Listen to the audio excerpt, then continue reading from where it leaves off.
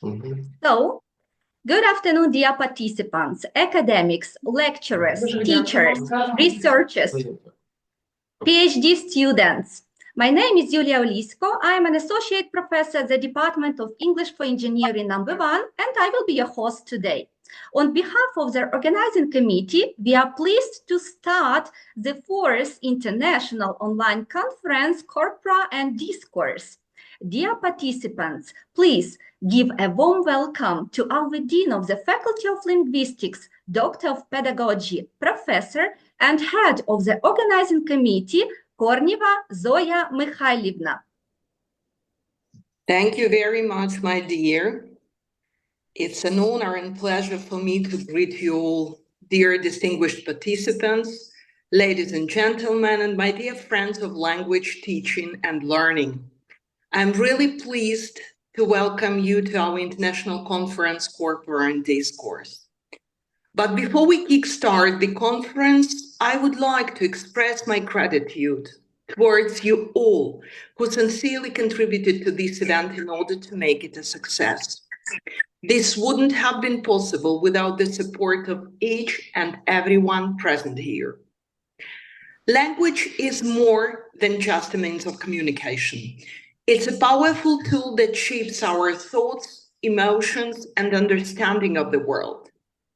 In today's globalized world, where borders are increasingly blurred and cultures intermingle, the role of language becomes vital in bridging gaps and facilitating effective communication. But it is not easy to promote peaceful communication and competences for dialogue when an aggression war is taking place in our country. Nevertheless, cultivating the capacity to enter into a positive dialogue is more necessary than ever. One day, hopefully very soon, the war will finish and people will have to start talking again. So my colleagues are writing to me that my camera is off. I'm sorry. Is it okay? Yeah, it's okay. It's okay, thank you very much. So cultivating the capacity to enter into a positive dialogue is more necessary than ever. We will certainly start rebuilding the devastated physical infrastructure, but we will certainly build the foundations of a new culture of peace. The role of foreign languages is fundamental to reconstruct the capacity for dialogue and to build a new time of peace. Being here with you is a perfect way for all of us to take action to fulfill that mission, specifically to find ways to reinforce language learning and teaching.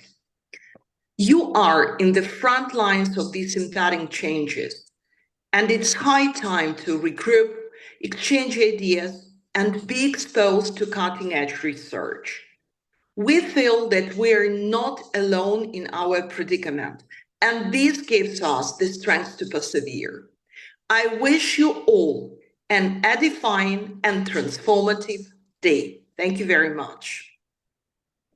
Thank you very much. It's an honor to have you with us today. Thank you for your welcome speech.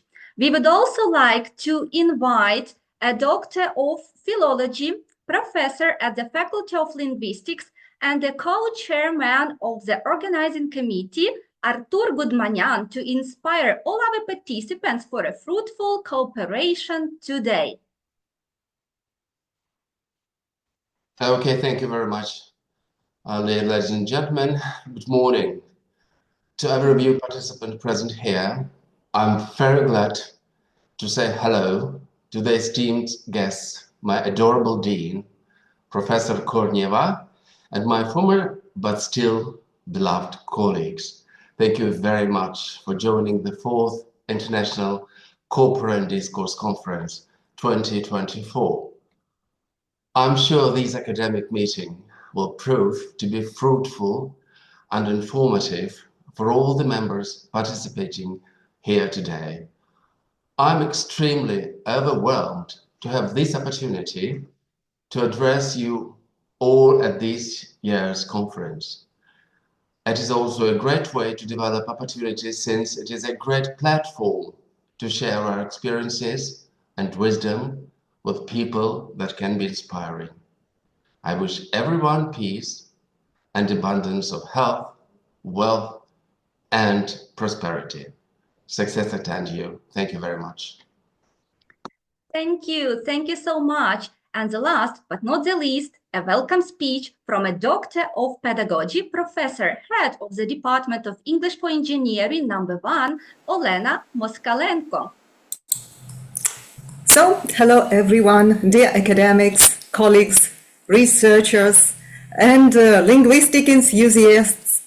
It's a great honor for us to welcome you to this gathering, which is dedicated to advancing our understanding of language through Corpora and Discourse studies.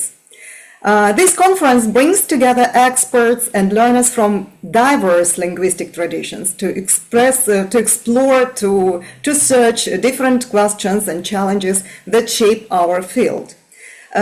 As we know, language is the life and blood of human interaction, and yet it remains complex and multifaceted, presenting us with enduring challenges.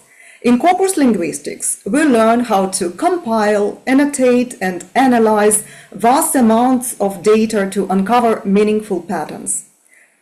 These challenges include dealing with underrepresented languages, ensuring ethical data use, and balancing quantitative rigor with qualitative insights. In this course analysis, we will delve into how meaning is constructed, negotiated, and contested in different social and cultural contexts. Questions about power dynamics, ideology, the impact of digital media on communication demand our attention. By uniting these approaches, this conference aims to deepen our understanding of how language reflects and shapes our world.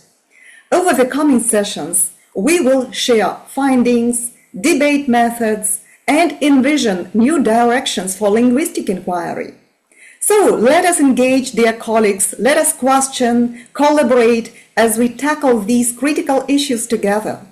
Welcome, my dear guests, and may this conference inspire innovative ideas and fruitful connections.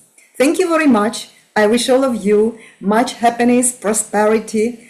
And now I will give the floor to the moderator of our conference, Associate Professor Dr. Julia Olisko, please. Thank you.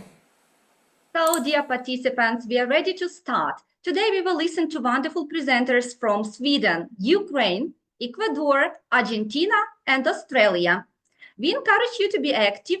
Traditionally, after each presentation, we have a short question-answer sessions. So please unmute and ask live questions if you have any. And our first speaker is from Sweden, Uppsala University. So Joachim Nivre is going to present on universal dependencies, morphosyntactically annotated corpora for the world's languages. Dear Professor at the Uppsala University, dear Joachim Nivre, the floor is yours.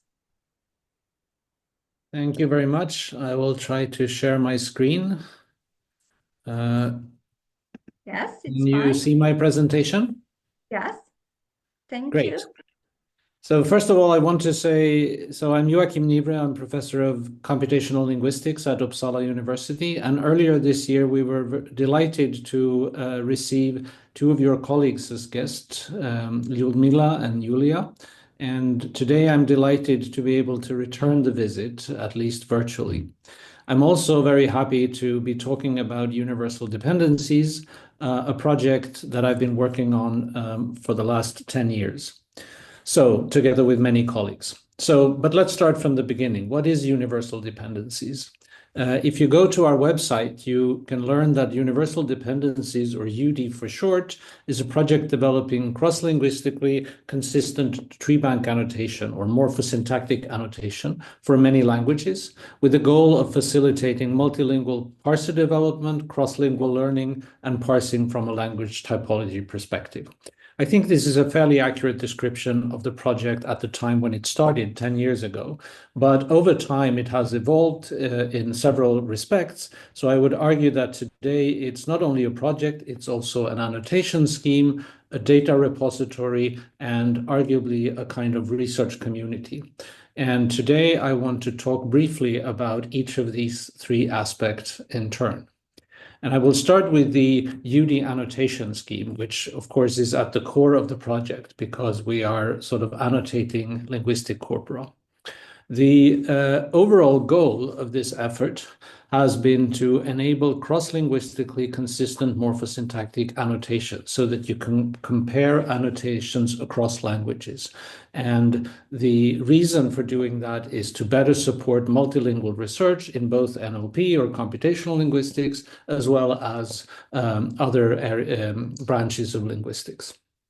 We decided early on to build the system on what we thought was common usage and existing de facto standards at the time. And it's also important to emphasize that this is a framework that is meant to complement rather than replace language-specific annotation schemes, because as soon as you want to make cross-linguistic comparisons, you inevitably have to abstract over some of the finer details of individual languages. So if you're only interested in the specific details of one language, then UD may not be the best choice. But as soon as you want to make comparisons across languages, it should hopefully be useful. So the basic philosophy when we develop this scheme is often summed up in this slogan, to maximize parallelism between languages. That is, to, in case two languages actually have the same or a very similar construction, it should be annotated in the same way so that it's transparent that the languages are similar. But don't overdo it. We don't want to sort of make languages look similar when in fact they are different. So we're aiming at something like a universal taxonomy with language-specific elaboration. Now, there are two layers of the annotation, the morphological layer and the syntactic layer. And I will start by illustrating the morphological layer. And I will illustrate it with a French example. Le chat chasse les chiens, the cat chases the dogs. And in the morphological layer, each word is first assigned a lemma representing the base form of the word. Now, lemmas are obviously language specific, so UD doesn't have a lot to say about what they should look like. We then assign to each word a part-of-speech tag representing its grammatical class. And the inventory of part-of-speech tags is a revised and extended version of the so-called Google Universal Part-of-Speech Tag set. So that's one of the pre-existing de facto standards that we base the system on. The part-of-speech tags can be broadly divided into open classes like nouns, verbs, and adjectives, closed classes, mainly function words, and some special symbols for things like punctuation and other symbols. Now, this is a fixed inventory. So you cannot invent new part-of-speech tags for new languages, but all languages doesn't have to use all the part-of-speech tags. Now, for most languages, this gives a very coarse-grained morphological classification.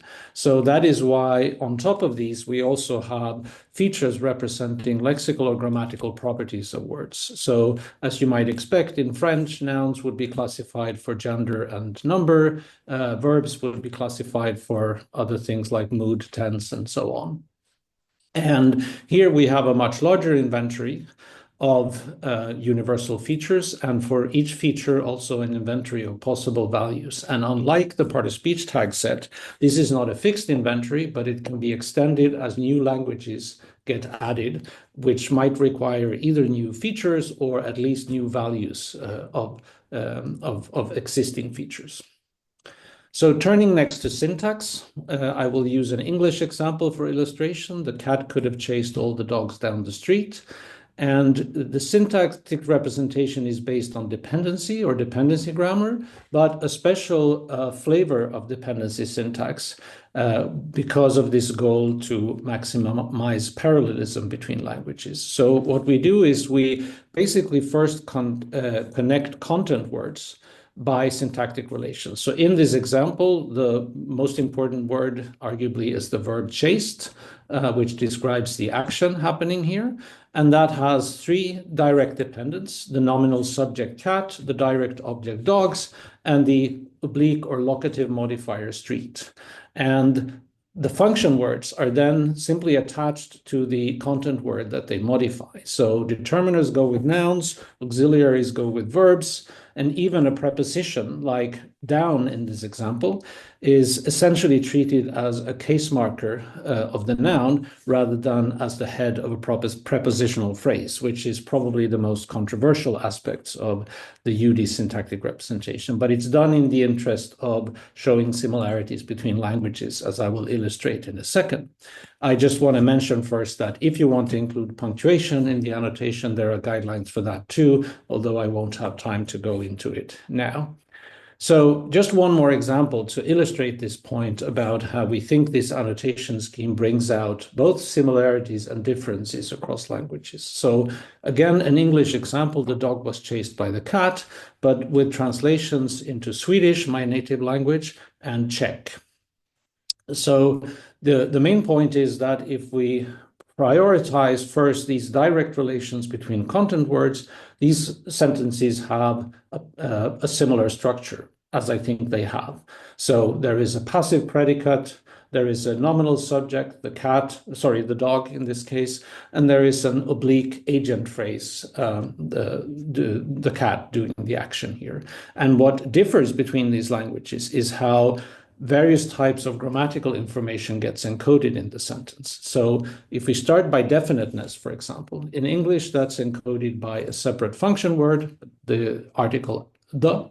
In Swedish, it's instead encoded through a morphological inflection, so nouns inflect for definiteness in Swedish. And in Czech, it is not encoded at all, because definiteness is not a grammaticalized category in Czech, as in most Slavic languages. Similarly, the passive predicate is a periphrastic construction in English consisting of an auxiliary and a participle. In Swedish, it's again expressed through morphological inflection. And in Czech, it's arguably a combination of the two, because there is an auxiliary and a participle, but the particular participle form is unique to the passive construction. Finally, the oblique agent phrase is encoded using a preposition in Swedish and English, but using a morphological case inflection in Czech, the instrumental case. Now, in order to classify different syntactic relations, we have an inventory of currently 37 universal relations, and you can add language-specific subtypes to these. Now, unfortunately, I don't have time to go through this in detail. I'll be happy to answer questions about this, either directly after the talk or by email if you have more questions. Instead, before I end, I want to talk briefly about the two other aspects of the project, starting with the data repository, which is the collection of annotated corpora that have been accumulated in this project over the last 10-year period, and which has grown at a rate that none of us could imagine when we started the project 10 years ago. So in version 2.14, which was released in May this year, we had almost 300 annotated corpora representing 161 languages and over 30 different language families. And this has been possible only thanks to the amazing contributions of over 600 researchers around the world who have found it worthwhile to devote time and effort to developing resources in this framework, which we are immensely grateful for, of course. Finally, sorry, that was too quick. A few words about what I call the UD community, which is essentially a self-organizing system. But at the center, there is this group of 17 people called the Universal Guidelines Group, who are responsible for maintaining the universal guidelines and also responsible for data validation and data releases. Then we have the much larger but equally important group of tree bank developers. These are the 600 plus people that I already mentioned, who are each responsible for their own data set, but also importantly for the language-specific documentation that complements the universal guidelines. But it doesn't end here. Then there is an even larger group of people using these tree banks for various types of research, both in NLP, but increasingly also in linguistics, in particular in linguistic typology. And of course, my secret hope is that you are listening to this presentation. If you're not already involved in this, you would like to take part in, become part of this community in one way or the other, or at least explore these resources. So I think my time is up, so I will end there, and I will end the way I always end when talking about universal dependencies, by thanking all the UD contributors, without whom UD literally would not exist. Thank you very much. Thank you for this amazing speech. So it's time we asked some questions. Let's discuss. Shall I Please, stop sharing maybe? Thank you very much, Joachim. So it was really interesting for us to discover this this huge team that is contributing to the Corpora worldwide, and specifically the project team of the university. I might have missed, or it might be new for me, but do you think you can mention the software you're using to analyze the dependencies? This is the first question. And what is the potential of getting Ukrainian language there?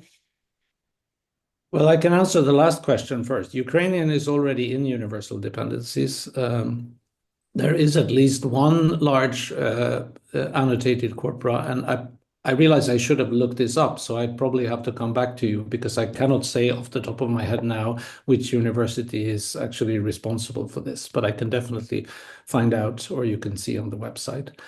When it comes to software, when you say analyze the dependencies, of course, that can mean two different things. One can mean sort of doing the manual annotation of the corpora, and the other can mean then sort of automatically analyzing these dependencies in new text. And of course, one of the reasons for developing these corpora in the first place is to enable sort of machine learning, so that we can train parsers who can do it automatically.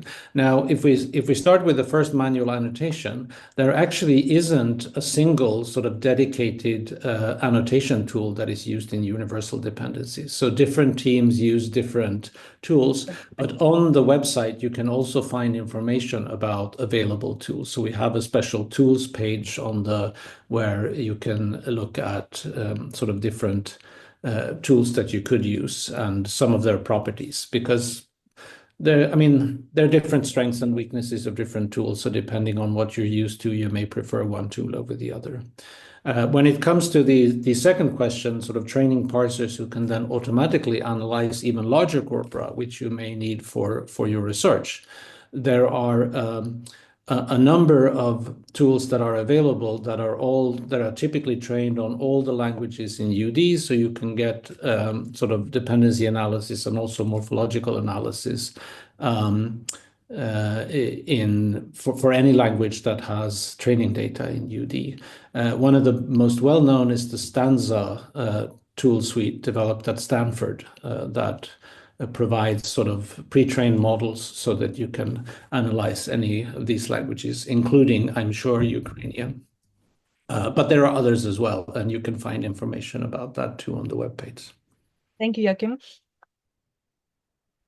Thank you. Do you have any questions?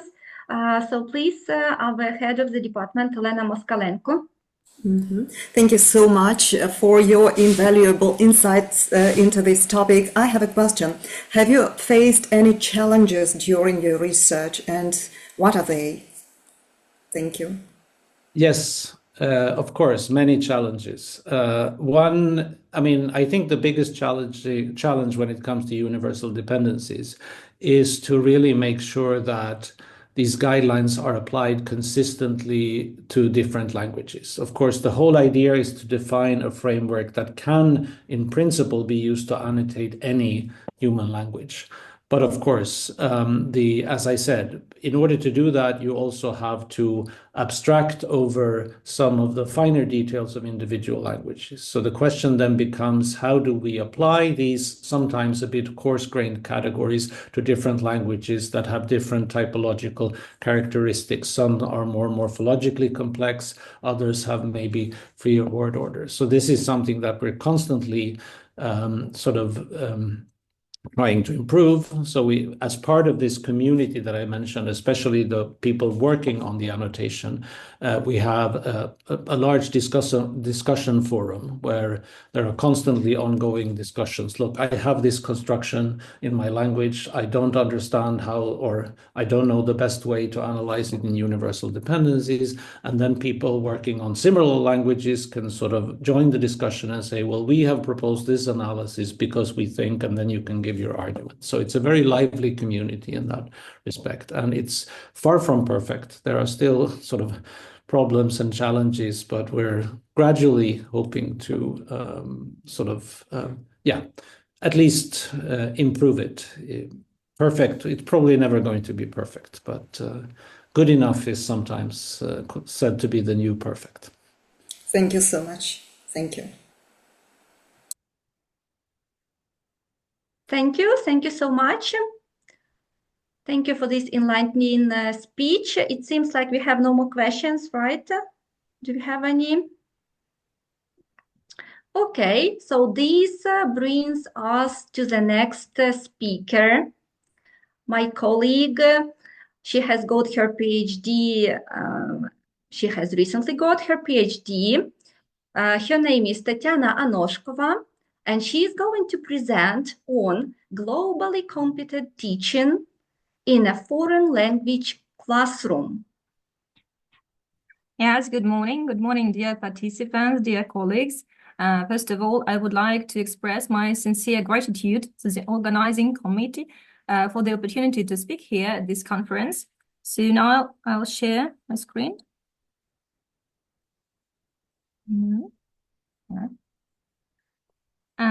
So again, my name is Tatiana Anoshkova, and I'm an English language lecturer at Igor Sікорський Kyiv Polytechnic Institute. We have gathered here today not only to discuss important theoretical topics, but to equip ourselves with practical tools to influence teaching, learning, and communication in meaningful ways. So that's why my topic today is globally competent teaching in a foreign language classroom. The key tasks for higher education today are preparing students for the global labor market, fostering students' interest in the world and knowledge about the world through academic experience, promoting cultural awareness and understanding, developing critical thinking and problem-solving skills, and supporting inclusive education. The primary role of a teacher is to act as a guide and a facilitator, encouraging students to engage in critical exploration of the world and supporting the development of knowledge, skills, values, and attitudes to form global competence. So now let's first see what the global competence is.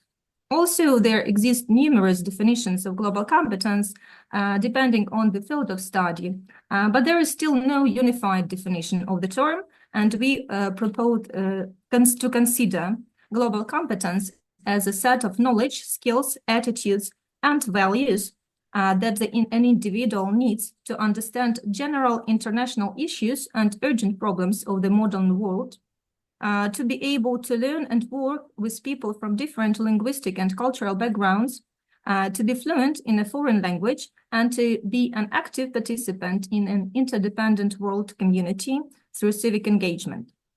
So according to some American researchers, for example, Alan Parkinson and Fernando Reimers, one of the dimensions of global competence is the ability to speak, understand, and think in languages other than the dominant language of the native country. This allows individuals and groups who communicate in different languages to interact with each other through various forms and expressions. The resources needed to develop these dimensions include qualified foreign language teachers, adequate teaching materials, and courses in the curriculum dedicated to foreign language learning. So the shift toward global competence education and the necessity to update both curricula and assessment techniques in accordance with international education trends put pressure on foreign language teachers who need to stay updated on pedagogical models and frameworks, not only to advance their students' language level, but to develop their global competence. So today we will find out what are the components of globally competent teaching and what are the ways to develop teachers' global competence understanding. First, the authors of the book Becoming a Globally Competent Teacher, Ariel Tickner-Wagner and her co-authors, highlight 12 interconnected components of globally competent teaching, which can be nominally divided into 3 groups, which you can see in the slides: dispositions, knowledge, and skills. The first group, represented by teaching dispositions, includes professional attitudes, values, and beliefs demonstrated both verbally and non-verbally by educators during their interaction with students, families, colleagues, and communities. Globally competent teaching dispositions include respect for diversity, universal human rights, responsibility for our planet and its diverse people, empathy, and valuing multiple perspectives. Empathy, or the ability to understand others, requires the teachers to be open to hearing others.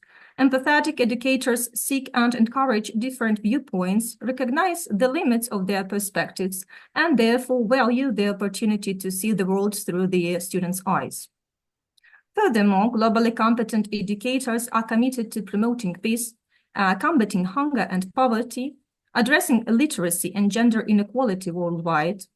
This commitment is both local and global, thus forming the basis of teaching inequality and social justice, as well as providing extracurricular activities related to the fight for justice and human rights.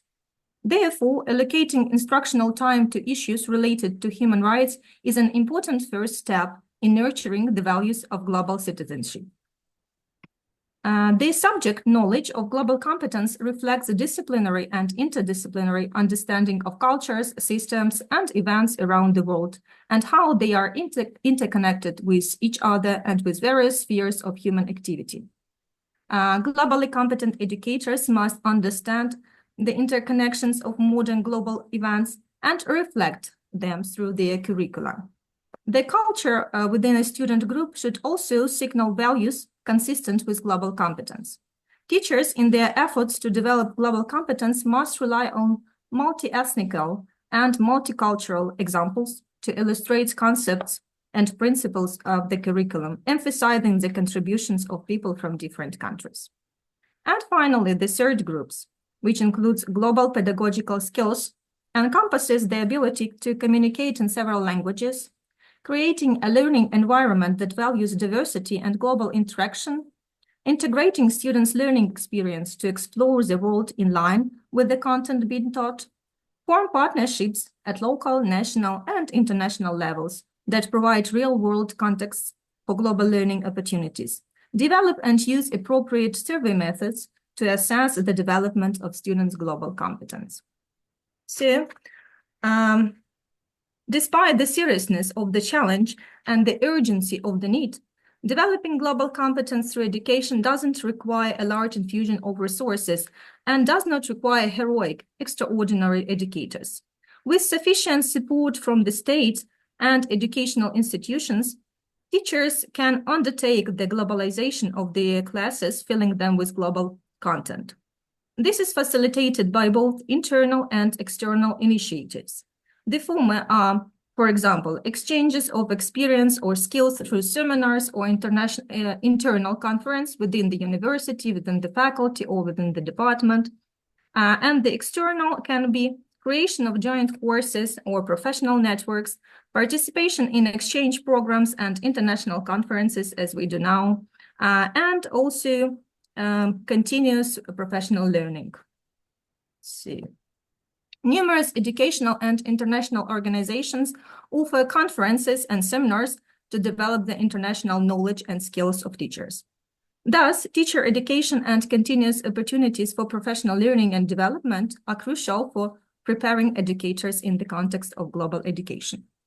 One of the examples of implementing teacher professional development programs with the focus on global education are the courses at University of San Diego in the United States.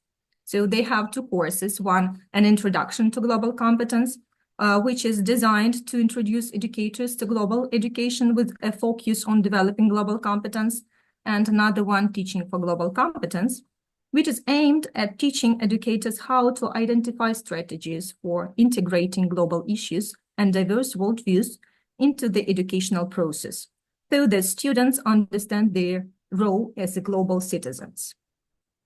And in conclusion, I would like to say that cross-cultural and interdisciplinary cooperation, special courses or seminars, and other training and mobility experiences provide excellent opportunities for broadening the horizons and acquiring important knowledge, skills, and dispositions for modern foreign language teachers, though they are able to create a learning environment that helps all learners reach their full potential. Here are the materials I used to prepare this speech. So if you are interested in this topic, you may look through these materials in detail. So this brings me to the end of my presentation. Thank you for your attention, and I'll be happy to answer any questions if you have any. So let's discuss this useful report today.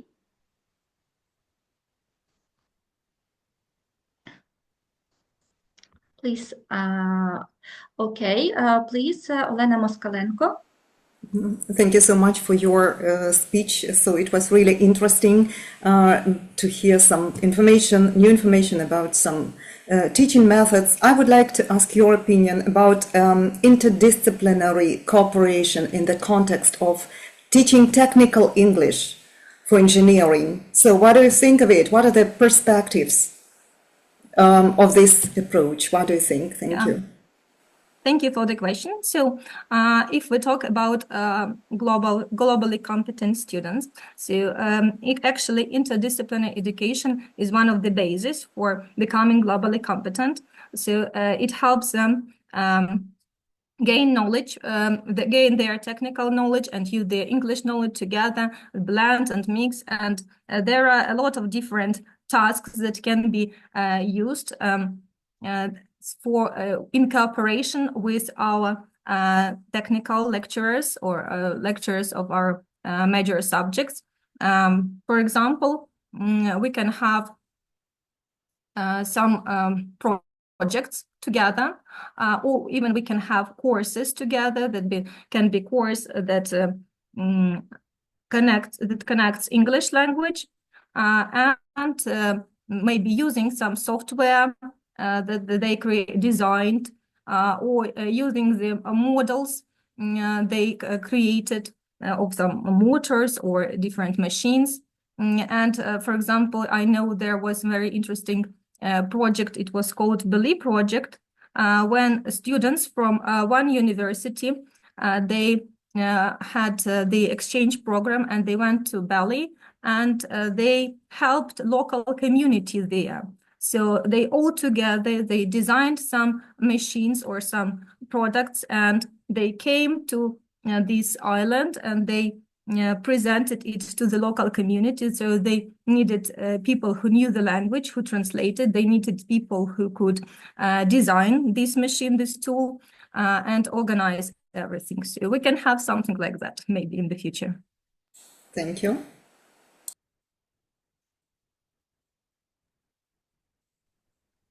Thank you so much. Please, Svetlana Moisenko. Tatiana, thank you for your thought-provoking speech, but taking into account your own experience, can you state the main problems you face with teaching globally? Main challenges, please. Thank you. Okay, thank you. So there are 3 levels at which globally competent education can be provided at the university. It is the institutional level, and it is the teacher staff level, and the personal level of the students. So now we, as a university, we are on our way to globally competent education or globally oriented education, because there are different subjects and there is that are connected with global competence. For example, sustainable development, ecology, maybe citizenship, if we have one. And we also have it in our vision and mission, so that we are going globally. But still, I think we need more such subjects or courses in our curricula. Maybe the course that is called global competence or something like that. But if we talk about our English lessons, I think we can make them global without any additional help. So it isn't very difficult. There are a lot of methods, and I'm sure that a lot of us actually do it. Maybe we just do not know that it is called global competence, but when we discuss global issues, it can be environmental issues, sustainable development, poverty, human rights, with our students at the lesson, it is global competence. When we compare the problems of Ukraine with the problems of the world, it is also global competence. Thank you. That's it. Thank you. Thank you for sharing your knowledge with us. Okay, Thank you. and our next speaker is from Taras Shevchenko National University in Ukraine. Roxolana Povoroznuk is going to speak on understanding medical translation and interpreting on the global scale. Roxolana, the floor is yours. Thank you very much, Julia. And I want to extend my gratitude to the organizing committee, to dear Madam Dean, to Professors Gutmanyan and Moskalenko, who invited me. And now I'm going to share my presentation so that we can start on a potentially very interesting discussion. Okay. Yeah, here it is. So before I start speaking on some specific issues related to the medical translation and interpreting field, I'm going to dispel two main myths associated with our domain. Myth number one: in order to translate competently, you need to have medical education. Me, for one, I don't have any medical education, but I understand that in order to do it competently, you also need to understand how the human body works and what makes it healthy and what makes it ill, by contrast. Secondly, medical translation and interpreting has the same mechanisms that govern any other translation or interpreting that is domain specific. So basically, whenever we are speaking about a technical field, this field has the underlying principles that all of the technical fields share. This is not true as well. We are going to speak why. So first of all, why it is important? Because within the field of medical translation and interpreting, the direct causality, meaning how it will impact the patient's life, is of the primary importance, because the doctors are making life and death decisions, and the correct or incorrect translation or interpreting potentially means that the patient would be alive or dead. It would also mean some financial damage to the family, the losses that the insurance companies incur, and during the times of war, it might result in the dreadful consequences for the country as well. So when we speak about the satisfaction of patients and providers, the healthcare providers, it is not only the basic understanding that something is going well, but also understanding that you provide for the mental and emotional well-being of people. And by your competent intervention, you are reducing errors and enhancing trust, while also providing for the adherence to the treatment schemes. Now let's speak about the concurrent myths affecting the domain of medical translation and interpreting. Myth number one: we have the universally similar biomedical paradigms. This is not the case. So the biomedical paradigm that is prevalent in Ukraine is the one where a patient is seen as the object of the clinical gaze and not a person, unfortunately. And the focus is on the disease and a combination of symptoms rather than the experiential needs and feelings and sufferings of the individual person. The power asymmetry also prevails, where the doctor is viewed as the knowledgeable and authoritative figure, and the lay patient is considered to be a passive participant of the interaction. However, elsewhere in the world, both in Europe and the United States, we can see the overall tendency of the patient-centeredness, where patient education and patient empowerment become the center of this patient-centeredness paradigm. So you can see the successful model of healthcare communication where the medical interpreters become the important actors because they provide for the patient education, they inform the patient about what is going to happen, and they also empower the patient by providing them with equal rights and equal standpoint in the communication, which is very technical. The second important myth I'm going to dispel is that the medical translation is the same as any kind of domain-centered translation. So I called it scientific technical because this is what we traditionally call it in Ukraine. In the scientific technical translation, the model which is predominant is called the conjugate model, So the translators are considered to be the language switching operators or errand dictionaries. They are here to speak instead of the speaker, using the speaker's voice to provide the listeners with the necessary information, but they are not to impart any subjective element into their translation. What I like, and this is the predominant view which is suggested by the United States School of Translation Studies, is the broad field of medical interpreting, where interpreting is not about the spoken mode, but about a specific field of translation that is governed by a different view. So interpreters are seen as essential partners or co-constructors to the medical interaction. Let's speak a little bit about the medical interpreters' roles. The medical interpreters might work as the brokers. In this case, they are channeling opportunities for the less privileged members and participants of this interaction. They could be intercultural mediators, because they are filling the breach between two cultures and languages. They could be gatekeepers. In this case, they are siding with the speakers of the dominant language, most often the doctors, healthcare providers, or they can be the advocates. In this case, they are siding with people who speak the minority languages, less dominant languages, and thus less privileged people, the patients and their families. The issue of trust, which was raised earlier, comes out of the fact that the interpreter, is very often sharing the same ethnic background and cultural assumptions that go along with the patient's and the family's background.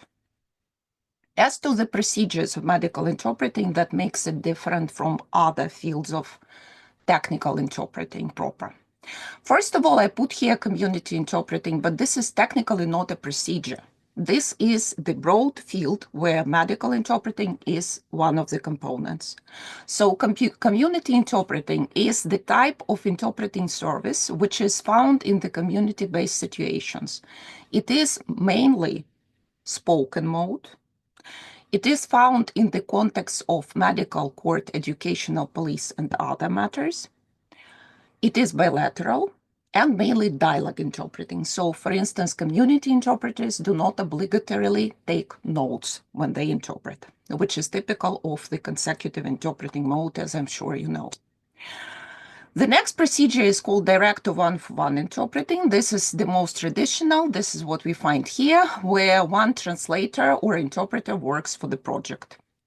It is a committee or parallel interpreting, which is also quite, I would say, prominent, where you gather a group of people and they work on one individual project, mainly in a written form, and they make fragments in translation, which are then reconciled during a special meeting. There is an advanced interpreting procedure where the interpreters are given modules of the translated text before the entire text appears, so they can perfect it, improve it, or make any necessary changes. On the fly interpreting, where the written text is translated in the spoken mode, because there is a small group of recipients and you are not sure of their level of the literacy. Ad hoc interpreting, which is typical of the community interpreting, because the interpreters are mainly not trained, so they did not have any specific translation-centered education or training. It is the sign ASL interpreting, and decentering. This is a technique where you need to paraphrase the existing text in line with the culture-specific norms and assumptions. Now I will also raise the issue of health literacy. So health literacy is how you understand what happens to your body, how to make it better, and how to prevent any kind of conditions or diseases that you wouldn't like to happen in your life. And the health literacy should be bilingual.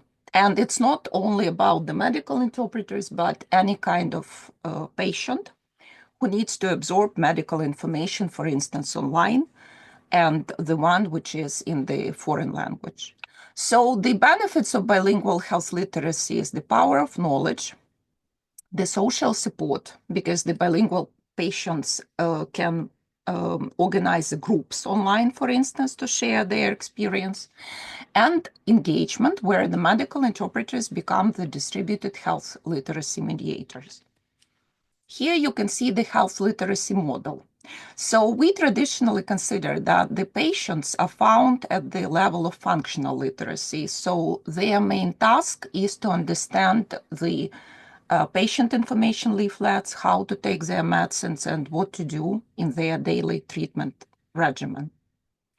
The interpreters and translators, they occupy higher tiers of communicative and interactive literacy. So that means they can enter a communication and explain what stands behind the concepts. And critical literacy is the highest level. So here you need to make informed decisions as to which treatment option is better than others. What the medical interpreters and translators are mainly dealing with, this is why I put it here as interpreter's weapon, is terminological variation. So it's not enough to know the terminology per se and to understand what stands behind the specific terms, but you need to know how to move your terminology along the register scales. So on this register scale, we find diastratic variation, which is caused by the social assumption of the condition and is very often associated with the stigmatic assumptions about certain conditions. So, for instance, the mental disorders are not widely discussed in society, and this is the problem in Ukraine, for instance, where depression is still considered to be a weakness, a foible, rather than the condition. The diatopic variation, which is the culture-bound syndrome, so it's found in some countries, but not found in others. And so you need to explain what stands behind them. The chronolactal variation, where the healthcare provider and the patient do not share the same age group, and you need to find a language which is clear and understandable to all of the participants. The medical interpreter in this case might be a representative of a completely different group. And as I said, sliding your message up and down the register scale, so changing the variation according to the needs of the patients. Finally, I want to speak about the equivalence in medical interpreting, because we are basically dealing with three types of the equivalences, and equivalence as the unit of translation in medical interpreting is somewhat different from the equivalence the way we view it in translation studies. So if we look at the semantic equivalence, we may see that along with the traditionally accepted direct equivalences that we can find in the dictionaries, there is a group of equivalences that belongs only to the medical lingo. So this is the jargonism which the doctors share, but the patients do not always understand. So if you look at the question, are you able to bend, and think how you would render it in translation, you would see that within this question, you can find three potential pitfalls where you would need to explain your idea.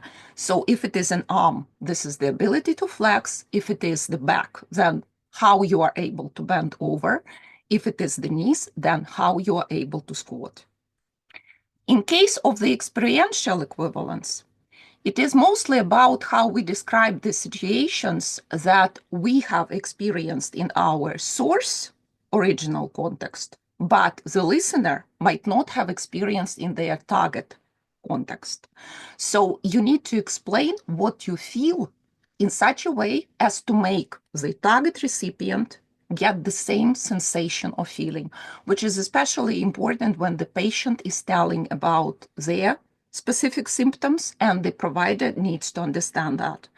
I'm not going to take a lot of time for the details, but this is why in the medical interpreting, the verbatim principle, translating word by word, sometimes is predominant over the fluent rendering. And finally, conceptual equivalence. So in this case, we are speaking about the fact that the culture that the original people might live in is different from the culture that the target recipients might live in, even due to the existing war-imposed conditions. We can see that the circumstances of the overall financial situation, our everyday occurrences, they are completely obscure to the recipients from the other side. And so we need to find the correspondences, which might be different semantically, but which are similar or same conceptually.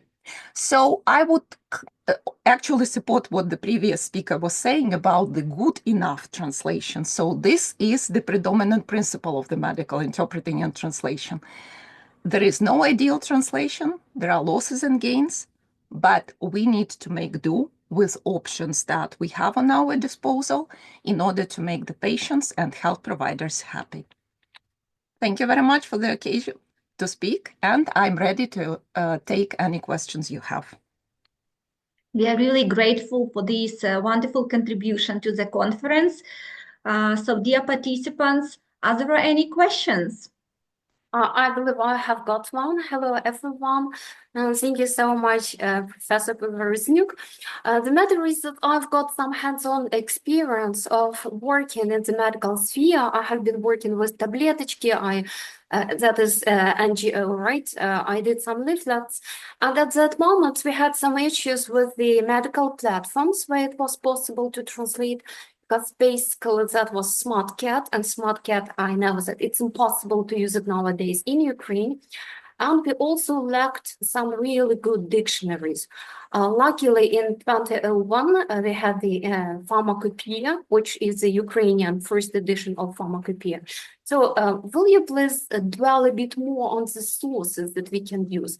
What do you use while you're research and also while working? Is it Pharmacopoeia, maybe some other interesting platforms, which may be used both by professionals and also maybe by the students in this sphere? Thank you so much. Thank you very much. And I want to extend my gratitude to you personally for having this, having shared this experience that you are speaking about. So Pharmacopoeia, I would say, is the most authoritative source if we are speaking about the Ukrainian translation, because this is where you find all of the state certified treatment options and also their official names. And those names are given in correspondence or along with the official names of their counterparts, which you can find on the pharmacological markets of other countries. So in terms of the medicine products, right, we think that this is the most authoritative one. Thank you All very right, thank you so much. And no platforms, right? Because it would be a great benefit and advantage if we also had some platforms where we would have some more additional sources. So let me say that the PubMed is considered to be the golden standard if we consider the platforms in the medical field and the medical terminological field and also the medical interpreting field. So all of the medical related facts about the studies, about the results of those studies and the suggestions for the medical products and equipment, they could be found on PubMed, and also the advantage is that you can find the evidence that supports why this or that treatment option is advantageous. But Thank you it is so in much. English, right? So we are speaking about English only. Thank you very much. Yes, thank you. I have a question. Mhm. I'm glad to take it. Thank you for nice presentation. It was really good to know because I don't know, I'm not from medical field or any technological field. I'm completely TESOL person, but I liked your presentation because just it relates to my personal experiences. While I was in the UK, I came abroad first from Bangladesh. Like I was struggling to get my doctors conversing with him, or he was getting difficulties to understand my requirements and the things. So this really connects to my personal experience. I just wanted to know, like, since you were working in this area, do you have any plans or did you develop any models, like how to develop bilingual literacy or multilingual literacy for the medical professionals? Okay, so before the war, I was mainly studying the experience that medical interpreters are having in the US, because this is where the field of medical interpreting was mainly developed, we may say. So this is the paradigm that comes from the US system of healthcare. However, now with the war going on in Ukraine, we can see that the importance of the bilingual communication is very much heightened. And this is why we can see that training of the community interpreters, especially in the medical field, is very important. So I can speak about the experience that I can share with the representatives of the Ukrainian Taras Shevchenko National University. We have introduced a course of community interpreting. We also have the course of medical interpreting, which I'm teaching, but within this course, I have added the module on tactical medicine, because tactical medicine is all the rage nowadays. So that's how you can protect people who got wounded, for instance, on the battlefield, and you can save their lives. So this is my personal perspective, but I would be very much and wishing for the suggestions of the international partnership and cooperation. So if anyone out of this group, esteemed group of speakers, would like to suggest any project scheme, I would be very happy to take it. Thank you for the question. Yeah, actually, since I work on teachers' professional development, it just came to my mind that you were talking about university courses. This actually reflects the pre-service knowledge. Those who go to the university, exactly that university, and if they attend that particular courses, then they will get that literacy training. But I see this professional training like as in service one, like when you are appointing doctors in your hospital or a nursing home, anywhere else, like you might make a model to have some workshops or short-term training as part of their professional development while they're practicing in an ongoing manner. Yeah, this is a good question. So the problem is that in Ukraine, we don't have the system of certification for the medical interpreters and any translators and interpreters at this time. So the scheme that you were suggesting usually occurs after the students graduate from the university, and then they take some internship. But once again, this is not obligatory. This is their voluntary let's say, internship that they need to take before they get qualified for any professional involvement in the medical interpreting field, if they choose the healthcare setting, because a lot of times they don't choose it. So they decide to concentrate their attention on the medical conferences, for instance, and interpreting the medical talks. So that depends. Thank you. Thank you. Thank you so much. Actually, every year we try to involve more international speakers, so we are happy to have Mili and Roxolana. We have one more question from the head of our department, Olena Moskalenko. Thank you very much. Thank you so much. Your topic is really very, very interesting. And I have a question. Maybe you have heard that nowadays it is very popular to take part in COIL projects. So collaborative online international learning. I would like to ask you, what do you think about perspectives of these COIL projects in medical interpretation? Have you thought of it? Maybe you have experience? Thank you. That is a very interesting question. So once again, I can share my personal experience, but also the one that is the experience of the university, where we are asking students to volunteer for the interpreting of the collaborative projects. And I can see that from the time of the pandemics, this rate of the collaborative projects in terms of the talks, webinars, and other forms started to rise in Ukraine. And especially now, as for instance, I'm speaking about the tactical medicine field, there are a lot of speakers from the NATO countries that are willing to share experience with the Ukrainian doctors on how to train people who are not professional doctors in the field of tactical medicine. So I was doing the interpreting for the webinars. I was also doing the subtitling and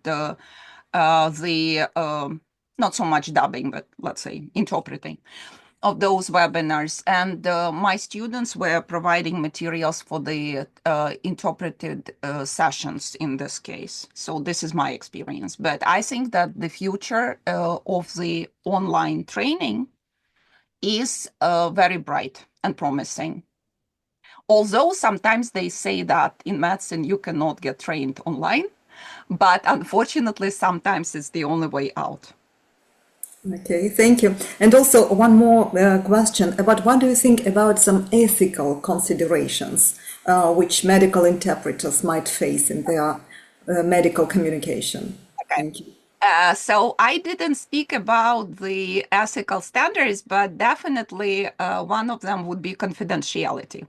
And as to the confidentiality, when we take the American paradigm of healthcare communication, so the interpreters, while entering the room and introducing themselves, they are saying that the information that you are going to give me is going to be interpreted. So all of the sites are going to be interpreted.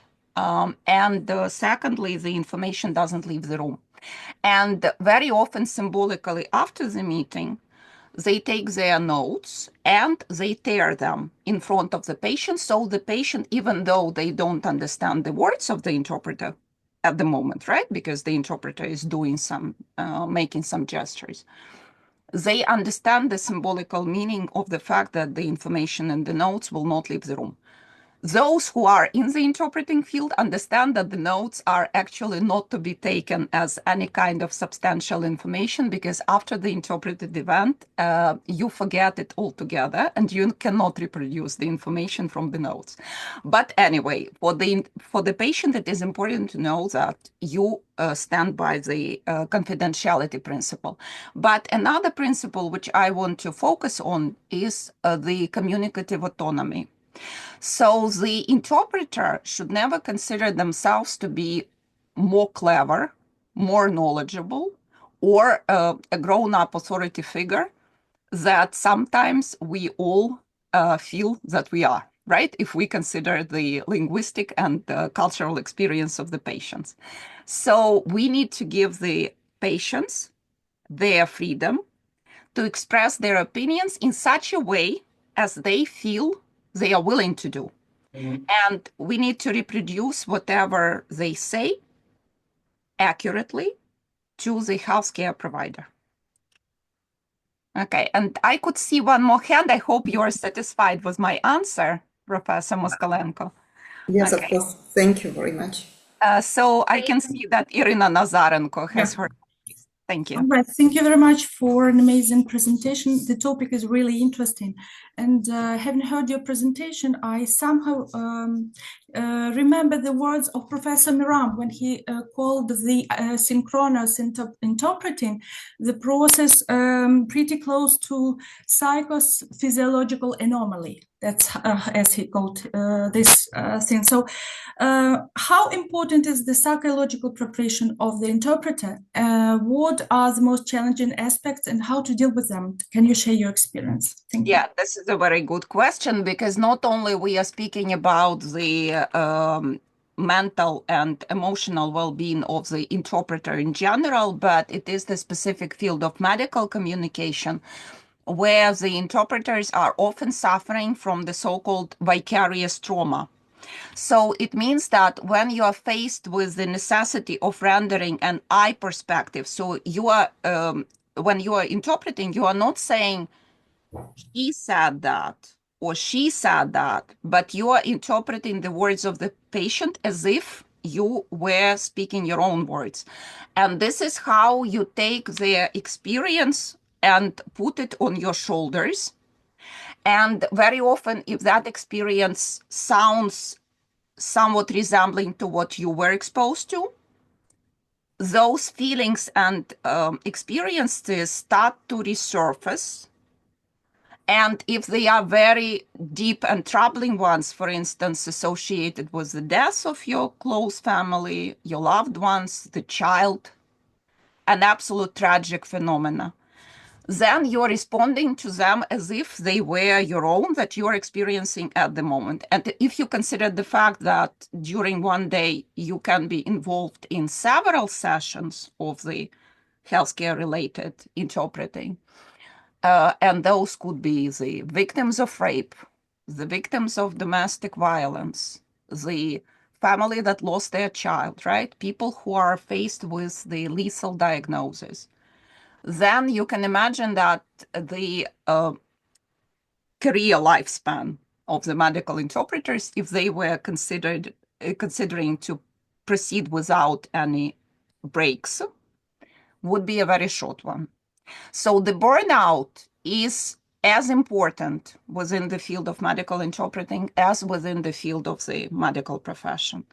And the medical interpreters are advised to have some separate life, which is completely different from their professional life. For instance, if you are into dancing, then right after the session, you go and dance. If you are into hugging trees, then go and hug trees. Do whatever you like, eat well, take some time for the yoga or physical training the way you like it. Do anything to take your mind off the context of the health-related interventions that you are part of, and take some breaks. So don't put sessions right next to one another in such a way as to basically spend your day reliving those tortures that other people go through. All right, thank you so much. Thank you. Thank you for your full answers, for sharing your wisdom with us. Okay, so our next presenter is a PhD student in Australia. Millie Saha is going to speak on practical approaches to teaching basic English pronunciation. Millie, the floor is yours. Thank you, Julia. But let me share this. I guess it's not too colorful, like too bad for eyes. It's good, you can see. Okay, thank you. Okay. So let me begin. As you know, my name is Millie. I'm basically from Bangladesh. I teach over there at university, but I'm studying in Australia this time. Earlier, I was studying in Canada. And I'm actually doing my PhD on speaking, teaching speaking. So speaking incorporates pronunciation as a sub-skill. So I have to really look at all those skills that are incorporated in speaking genre. The other thing that thank you, Julia, for accepting me for as a presentation in this conference. I'm really enjoying this. Usually I attend TESOL conferences, but this one is something really different and interesting and a bit more vibrant than the other ones that I attend. And I don't know how you will like my presentation. That's all about not research based, and at the same time, I had to focus on some practical approaches, the way pronunciation is usually taught at EFL context like Bangladesh or Ukraine. Is it working? Okay. Yes, yes. Just to introduce the problem, like what I am going to address, or usually non-native speakers and teachers address in teaching pronunciation, is crucial for developing second language learners' communication skills. And we all know, since we are speaking English, but many Bangladeshi school teachers are reluctant to teach it due to inadequate knowledge and beliefs, the literature shows. And I'm sure this is common in Ukraine too. Despite acknowledging the need for systematic teaching to address local poor students' poor pronunciation issues, teachers often skip pronunciation lessons. That's in our country. Like we do have national curricula, text, and where we have pronunciation lessons, speaking lessons widely integrated in the text, but teachers don't teach, and they skip those lessons. But limited research has explored how teachers' knowledge and beliefs influence their pronunciation teaching practices. And they really do not look at the reasons which really impact limited teaching pronunciation. But this case study, my study, is drawn on Borg's SLTC theory, that is second language teachers' cognitions, and examines Bangladeshi non-native English-speaking teachers' cognitions like knowledge, beliefs, and thoughts. In together, we call it cognition, about teaching English pronunciation.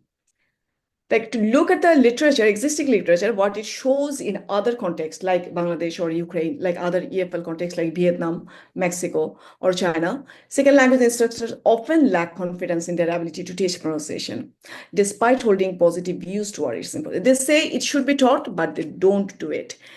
Why? Because these teachers hesitate to teach pronunciation due to sociocultural and contextual factors, such as perceived limitations of their pronunciation. They believe my pronunciation is not good, I don't dare to teach it. And time limits, strict curricula, insufficient guidance, and limited professional knowledge. And that's my personal perceptions, is that time limit, strict curricula really matters because we focus on literacy studies and we focus on testing, reading, and writing. And we don't look at speaking, we just keep it on students' burden that they will be developing it themselves. But teachers tend to address these students' needs reactively and emergently, like when they make any pronunciation mistakes or read in a wrong way, then we just tell that, okay, this is not that, and that should be that, something like this. So this we call reactively teaching, and they usually focus on vowels and consonants rather than suprasegmental, like the stress, rhythm, and intonation that we really don't follow, because our concern is to pronounce English with correct vowels and consonant, but suprasegmental issue is not our concern because we really don't care about the accent that we need, native accent, because we are speaking in Bangladesh, not in an Anglophone context.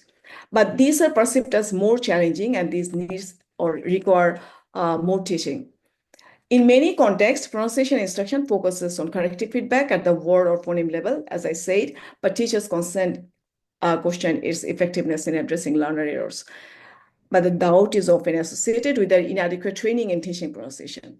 So this is my personal view, is that like when we believe that teachers are not or confident about their own pronunciation skills, so this is a matter. The other matter is that they don't have professional training how to teach pronunciation. And this theory, second language teacher cognition, is more connected to teaching pronunciation because this really connects the teacher's knowledge to know how to teach pronunciation, and at the same time beliefs whether they should teach pronunciation or not. And what do they think about teaching pronunciation? Am I eligible to teach it, or it should be left on the native speakers, or this native speakers' responsibilities? So that's why we believe that teacher cognition draws from teachers what teachers know, believe, and think about teaching pronunciation. And teacher cognition is mutually influenced by teachers' own learning experiences. Like if my teachers did not teach me pronunciation, why should I teach it to my students?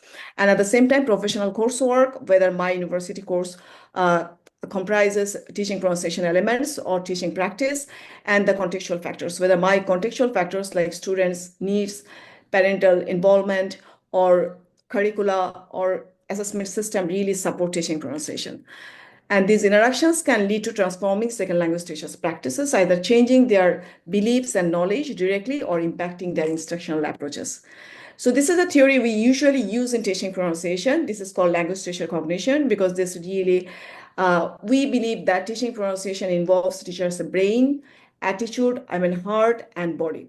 Body is, in a sense, teacher needs to know how to articulate the sounds, and they have to know how to use mouth and other organ inside the mouth to correctly pronounce the sounds.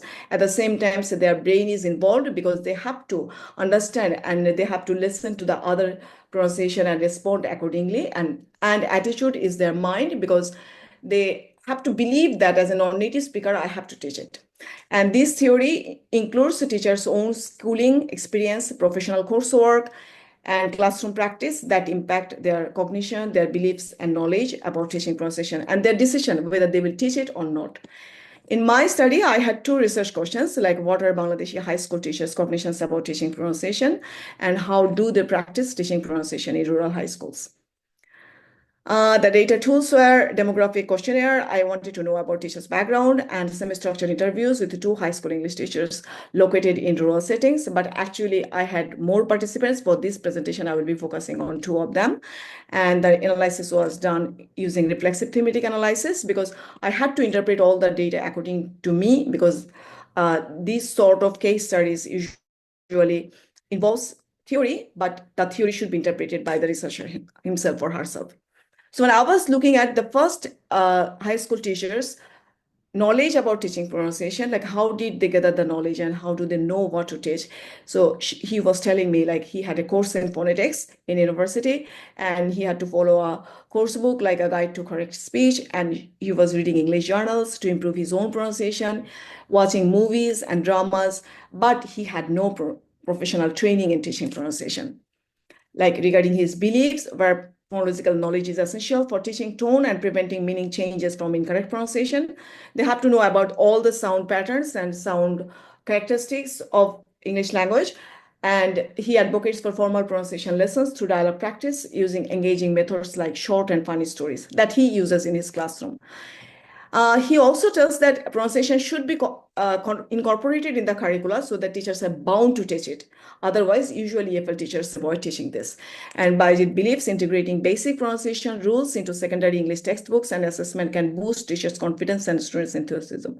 But he sees technology as key to improving outcomes. He acknowledges his limited awareness of intelligible pronunciation. So technology really matters, and you know how to use technology to teach pronunciation matters. But his thoughts was something like this, like the challenges faced by students in remote areas, like where the rural areas, perhaps like in Bangladesh or in Ukraine, everywhere there are some rural and remote areas where students are usually not exposed to English or using English for social purposes or for communication purposes outside classroom. So they do have limited resources, limited exposure, and literacy issues. So in that case, teaching pronunciation is more important, and using methods like imitation or modeling, the way we do, say yes, yes, something like this, as the students respond well to them. But these criticisms, he said that this sort of criticism so provides, like if I try to correct learners several times or repeatedly, it really doesn't work. It's better to give them constructive feedback through audio recordings. So this is his practice, but he is confident and enjoys teaching it, despite he is not much confident about his knowledge about teaching pronunciation. So that's a good finding, that although he has lack of professional training, he enjoys this. But my findings is different compared to other literature, is that in most of the literature, you will find people say that non-native teachers are not interested to teach pronunciation because they are not aware of their own skills, and they believe that I'm not good at pronunciation, so I'm not going to teach it. And that was my attitude too. And my second teacher told that she uses a native speaker model, helps the students develop intelligible pronunciation. And native speaker model, but she cannot model it. She cannot make the sound for the students, but she uses YouTube or other technological resources so that they get an authentic pronunciation modeling so that they have their understandable pronunciation. That's important. Like this is a practical tips to those who are interested in teaching pronunciation, that this is our theory, that we really don't focus on the native like pronunciation, that I have to say results or research as a native speaker or English spoken English speaking person says. We have to tell it in a way so that everyone can understand for global communication. And this boosts her own confidence when she uses YouTube or technology and native speaker model, because she thinks that while she teaches, she learns by herself too. And she emphasizes that some training and technological support has improved her own ability to teach pronunciation. And that's why professional training is really important. Fawzia also thinks it's important for her students to learn English pronunciation as non-native speakers. And this is really important. You cannot leave on students that they will be developing it by themselves. So we have to teach it and hands to hand. And I don't believe that this should be a language teacher's responsibility only. This should be interdisciplinary in each and every subject, every courses. Whenever you know that your students are struggling with correct pronunciation of any word or sentence or anything else, or stress or intonation, if I know the correct one, I have to help them to acquire it. And she teaches as a curriculum requirement. She believes if it was not in curriculum, she would not teach it. She uses a imitation technique, but it's easier and reflects how she was taught pronunciation. So this really matters how you are taught pronunciation. That will reflect in your pedagogy, how you will be teaching your students. And Fawzia uses native speaker model and gives positive feedback to engage students. At the same time, she uses apps and videos of native speakers, finding pronunciation more appropriate for teaching through imitation without focusing on theory. But her knowledge was similar with the previous teachers. There is nothing new, like they had the similar courses in university, but she believes that that really didn't work. What worked was her professional learning, the training that she receives to use YouTube or technology to teach pronunciation when she joined the school. And she also emphasized the necessity of using native speaker model, differing from the other teacher in terms of her confidence and the need to improve her pronunciation teaching skills. So the male teacher was interested to teach by himself. He said, okay, the way I'm doing, they can learn from me. But the female teacher told that the way I speak, if they learn it, they might not improve. They will be at my own skill level. So they have to have better input, comprehensible input, so that they can learn intelligible pronunciation. Just to look at, as Julia was telling me, like to focus on the practical aspects. I don't know whether it will really connect to you. What I was looking at their practice, I found the focus they have while they were teaching pronunciation. First of all, they start to teach the International Phonetic Alphabet. And that's common to everywhere. Like in Ukraine, if you want to teach pronunciation, you have to first look at these IPA symbols so that they understand the difference between Ukrainian language sounds and English sounds. And then they decide how to pronounce it. And the second strategy that they use is teaching minimal pairs practice, like using pin, bin, ship, sheep, like two distinct words, and to get the difference between the vowels. And at the same time, if you use this, they will be aware of the difference between this pin, how can we pronounce this in Ukrainian, and this bin, how do we pronounce in Ukrainian.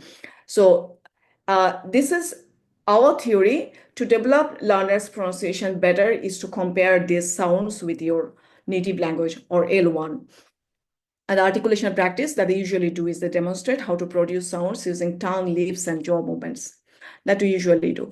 But so far, I was looking at Ukrainian language and trying to understand with the help of AI, like how does it differ from Bengali or the teaching of Bengali, like what you need to focus. I found that like you might have problem with the difference between ta and da. So bed and bed should be practiced in this way. And sheep might have been long E and short E might have been an issue. So while Ukrainian teachers might have looked at this sort of differences between consonants and vowels, but stress rhythm intonation, as we say, like, are you coming? I'm coming. So these are the differences. Like when I'm asking question, are you coming? I have to go up. And when I'm responding, I am coming. Like I am coming. Coming is going down. So these sort of things in Ukrainian, while I was looking in Ukrainian, like you do have same pattern as English, like when you are using question, you have a different pattern of stress. And when you are answering or responding, that's a low and like downgrading intonation. So that's very common in most of the languages, including in Bengali and Ukrainian. But when we are teaching what stress of rhythm, this is important in Ukrainian. Stress like to see the differences between photograph, photographer, and photographic. So this is not all like photograph, photographer, and photographic. So there are three sorts of accent and intonation. So these sorts of differences should be taught to the students so that they understand that these are not only differences in spelling, there are some differences in intonation that might change the meaning of the words at the same time.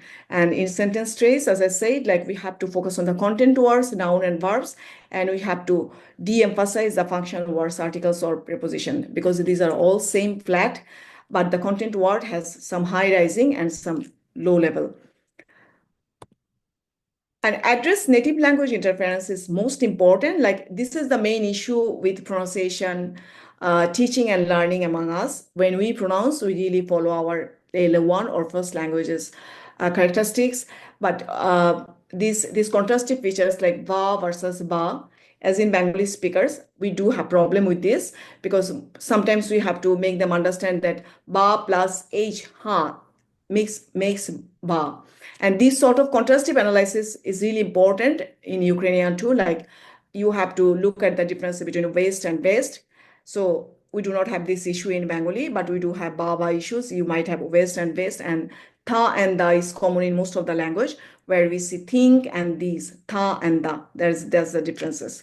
So this is the way we really focus on teaching pronunciation, the practical aspects, but the strategies that we need to use is, first of all, the students need audio resources. They have to have native language speakers' pronunciation. They have to listen to it first before they start pronouncing, and giving songs and rhythms really make them more motivated to learn pronunciation. This is not for only child language or in kids classes.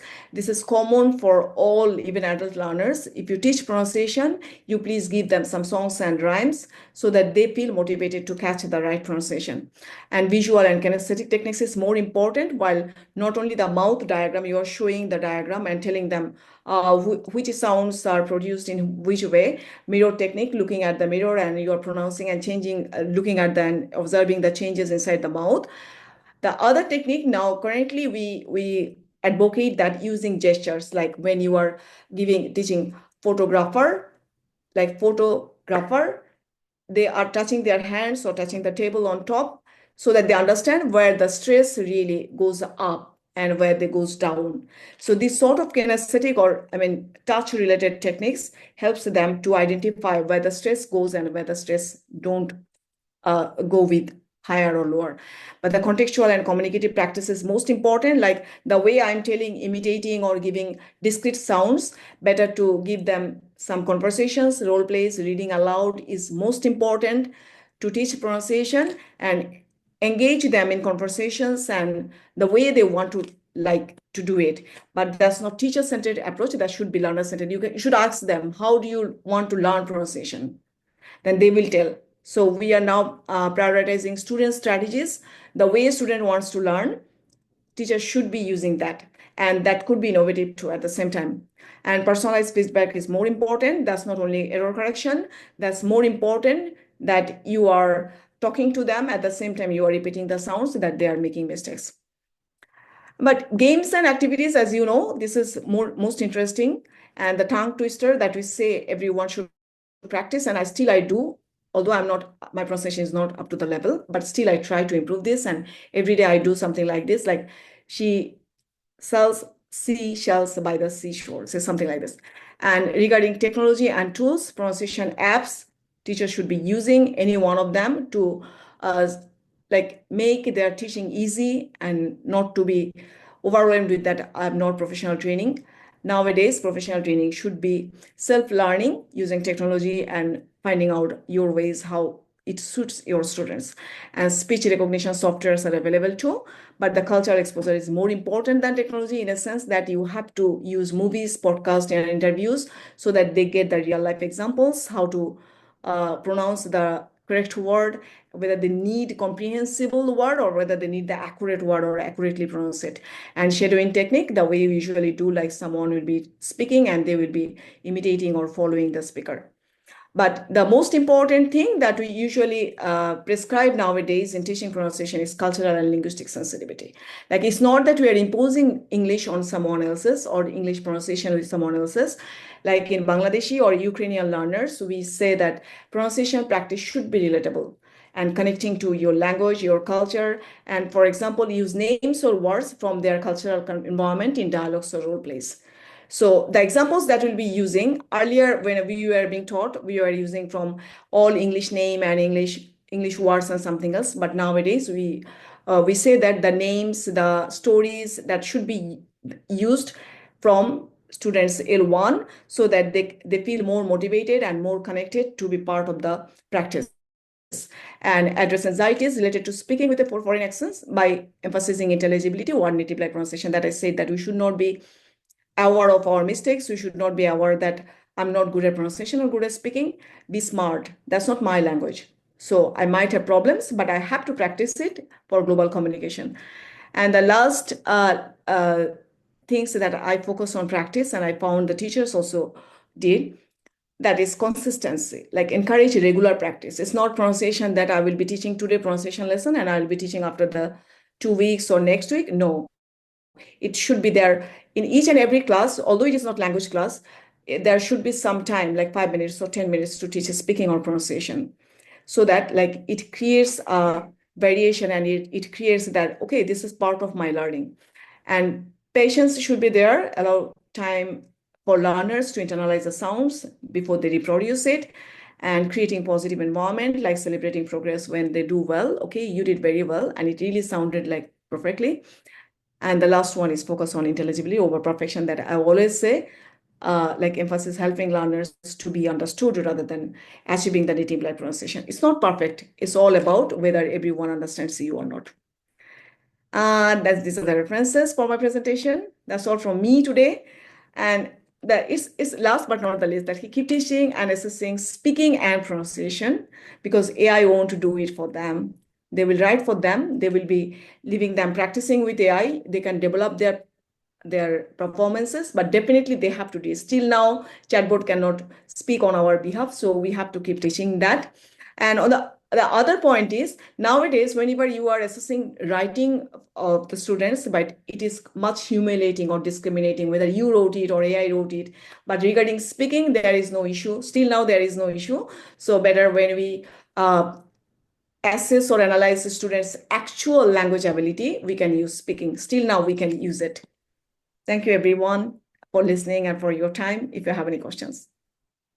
Thank you for your time, dear Mili. Do we have some questions?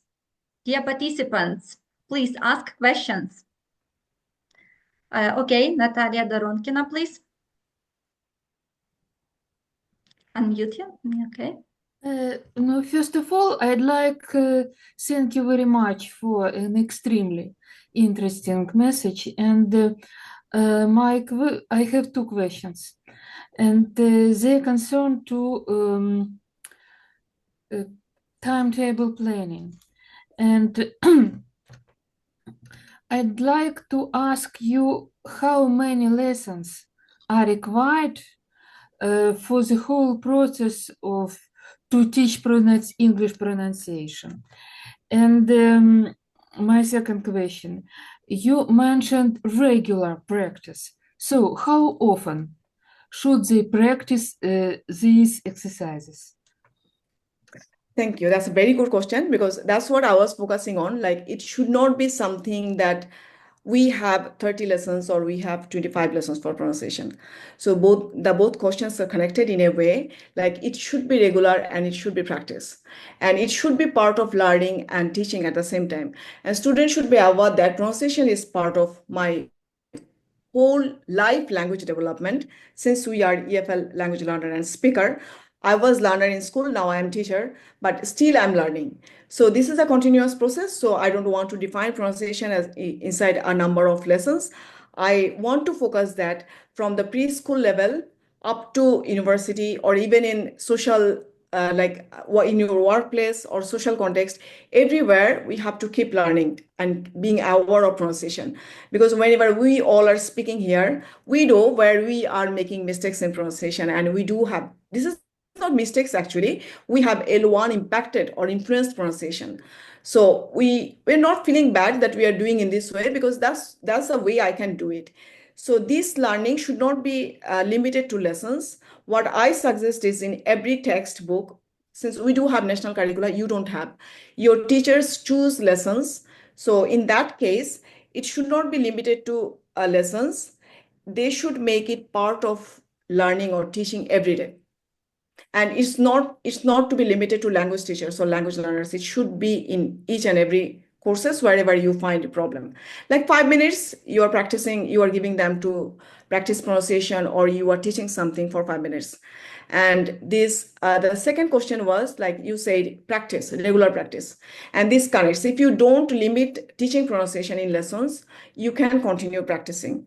And I suggest keeping 10 minutes in or 5 minutes in every class for speaking or pronunciation. Just let them talk. Let them to pronounce something else that they find it difficult. Thank you very much. Thank you. Okay, and we have one more question from Tetiana Noshkova. Yes, first of all, thank you for your speech. And also thank you that you looked into Ukrainian language and found some examples of problems that our Ukrainian students may face. Yeah, that's actually true. And so my question is, because of the war, we have most of our studying online. And do you know, will the strategies for teaching pronunciation differ for face-to-face learning and online learning? Thank you. Very good question. And I was talking to Yulia regarding your pedagogy, how it is impacted in the war-like situation. And thanks for referring to that situation.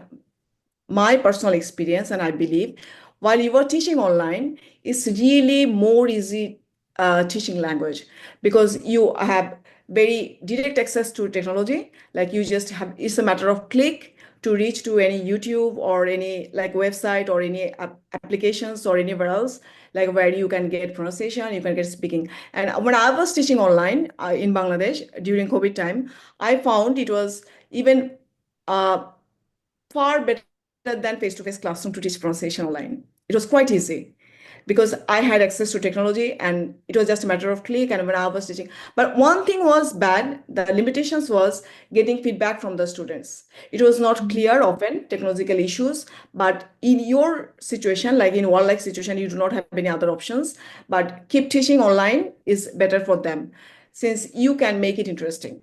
In online, you can teach you can make teaching pronunciation or speaking more interesting than face-to-face. In face-to-face, often it becomes boring and limited to role plays and other things. But in online, you can let them watch any movie, short clips or anything else. They might not be diverted because online learners are often absent. I mean, virtually they are present. You see their photos, but they are not in the classroom. If you use this sort of technology or interesting things to teach speaking or pronunciation, I'm sure they will be inside the class. Okay, thank you. Thank you very much for your answer. Thank you. So let's proceed with our next speakers. This presentation is really useful for language teachers because we are lucky to have with us today Professor Fernanda Irazabal and a senior lecturer, Carla Mittiotti from Argentina, Catholic University of Salta. It's only 6 a.m., but they are here and ready to present at our conference. So let's listen to the speech about the power of poems and songs to promote an intercultural perspective in the EFL class. Hey, good morning, Julia. Good morning, everyone. Thank you for your invitation and the possibility of being here again. This time, I'm going to share the presentation with Carla Miotti. We work together in Universidad Católica de Salta. It's a private university in Salta, which is a province in the northwest of Argentina. So we are very far away, but very much close to you thanks to technology. So thank you very much.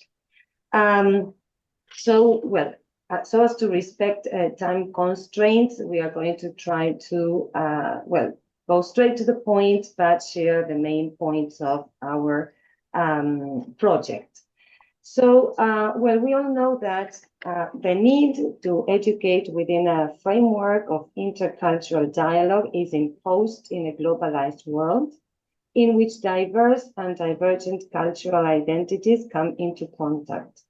So becoming aware of this heterogeneity is essential to propose educational actions of internationalization that promote understanding between cultures and the search for respect and equality.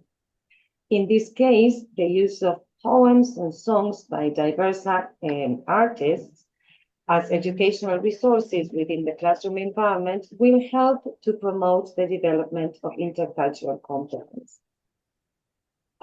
This work, this project, small project, is part of a research project called Identities, Education and Interculturality in Anglophone Discourses, Complexities, Challenges and Possibilities. This is a research project that we have been carrying out for the last 10 years. And the main general purposes are to explore diverse mono and multimodal Anglophone texts to generate a corpus of criticism and updated classroom practices that contribute to the integral development of students and democratic societies, redefining the concepts of citizenship and intercultural communication. In addition to that, the project works in accordance with our university's educational model, in which two of its main axes or lines are the competency-based teaching approach and the internationalization of the curriculum. In reference to the first line mentioned, competence is understood as those highly complex performances that articulate global and specific knowledge, mobilize cognitive, procedural, affective, and attitudinal resources, and promote the comprehensive development of the students. All of this is based on the connection of knowledge with the practical circumstances that our students as future professionals will perform. In today's globalized world, we need to address diversity, complexity, and multiplicity of cultural identities from a perspective that is not based on the passive acceptance of cultural differences or cultural facts, but rather an approach that promotes dialogue and interaction between cultures. In this context, we consider that educating within the framework of the development of intercultural competencies is imperative to face the challenges of these times. In general terms, we can define intercultural competence as those cognitive, communicative, and socio-affective skills necessary to relate with people from other cultures. These skills also involve effective and flexible interaction, which allows us to overcome stereotypes or preconceptions that may hinder any kind of interaction. In relation to the second line proposed in our educational model, that is internationalizing the curriculum, we consider that establishing international relationships between educational institutions not only implies providing opportunities for students to relate internationally through exchanges or collaborative online international learning, for example, but also means preparing our students to perform successfully in those situations. We can organize exchange programs or COILs, but if our students are not interculturally prepared, those opportunities of internationalizing the curriculum may fail. If we move forward to the power of songs and poems to promote this intercultural perspective, we can say that, as we all know, the use of poems and songs in the classroom is not something new, but rather it is a valuable and widely used resources that have linguistic value, a motivational and engaging value, and also a cultural value. From the linguistic point of view, songs and poems can help us improve grammar, vocabulary, the form macro skills, pronunciation, as our colleague mentioned in the presentation before, apart from providing valuable content for the class, which will allow to promote discussions, interchanging ideas, etc. They can also expose us to diverse speech styles, non-verbal language, and of course, authentic material. From the point of view of their motivational and engaging value, Alan Maley stresses the universal character that songs and poems have in the contribution of motivation and incentive. They help students to improve memory, they help for interaction and reaction, and they can be triggers for carrying out other activities such as writing, rewriting, improvising, role-playing, etc. Besides, these resources will allow to bring cultures closer and to break down cultural barriers. They also allow us as teachers to introduce students to other cultures, other cultural identities through the lens of popular culture. They promote connections and transmit values and meaning through their social function. We all know that poems and songs have a very strong social function. And through this, we can promote reflection, critical thinking, freedom of interpretation and expression through the discovery of their underlying meanings, metaphors, and symbols. If we allow or give space in our classrooms for freedom of interpretation and expression without promoting intercultural competencies, this can also turn out to be something complicated. So the idea is to stress, respect and the idea of accepting the multiplicity of identities that we can have in our classrooms. Finally, the use of poems and songs in our classrooms contributes to the development of intercultural skills. Namely, we can relate one's own culture with the foreign one through poems and songs. The idea is to bring other cultures into our classrooms, but with the capacity of comparing and contrasting with our own. So we work with what Lidicode refers to intraculture and interculture. So our identities and other people's identities. They also develop cultural sensitivity and identity and the use of strategies to be able to contact other cultures. They help us fulfill the role of cultural mediators to be able to overcome intercultural misunderstandings and conflict situations efficiently.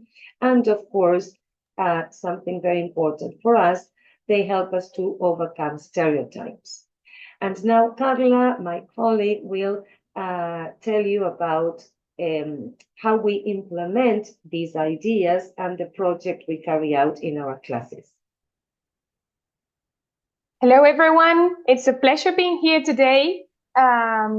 So this project was carried out with students from the teacher training course and the translation course at the Catholic University of Salta in Argentina. They are students of the third year, and the subject is called English Language 6. Now, through this subject, we aim to develop in students all the necessary skills for them to use a foreign language like English appropriately in different contexts. But we believe that as future professionals, both teachers and translators, students should not only have a proper command of the language, but also other competencies, other skills that are necessary to socialize nowadays, like social linguistic, discursive, and above all, intercultural competencies. So taking into account our objective and the fact that we are shaping global citizens, we thought of a project that would integrate literature and intercultural competence. And we wanted to engage our students, so we thought that the best way to do that was through poems and songs that deal with different relevant topics. And finally, we wanted our students to reflect, as Fernanda said, on other cultural realities. Now, when we talk about cultural realities, we not only refer to nationalities and races, but also different beliefs, ideologies, ways of behaving, sexual orientation, among others. So we, to begin with, we explored the concepts. We worked with the concepts of culture and interculturality from the very beginning of the course. And we approached these concepts from the perspective of different experts, different authors, both local and international. And we touched on topics like identity, stereotypes, diversity, tolerance, respect for oneself and the other, empathy, migration, refugees. So students were familiar with those topics, with those concepts from the very beginning of the course.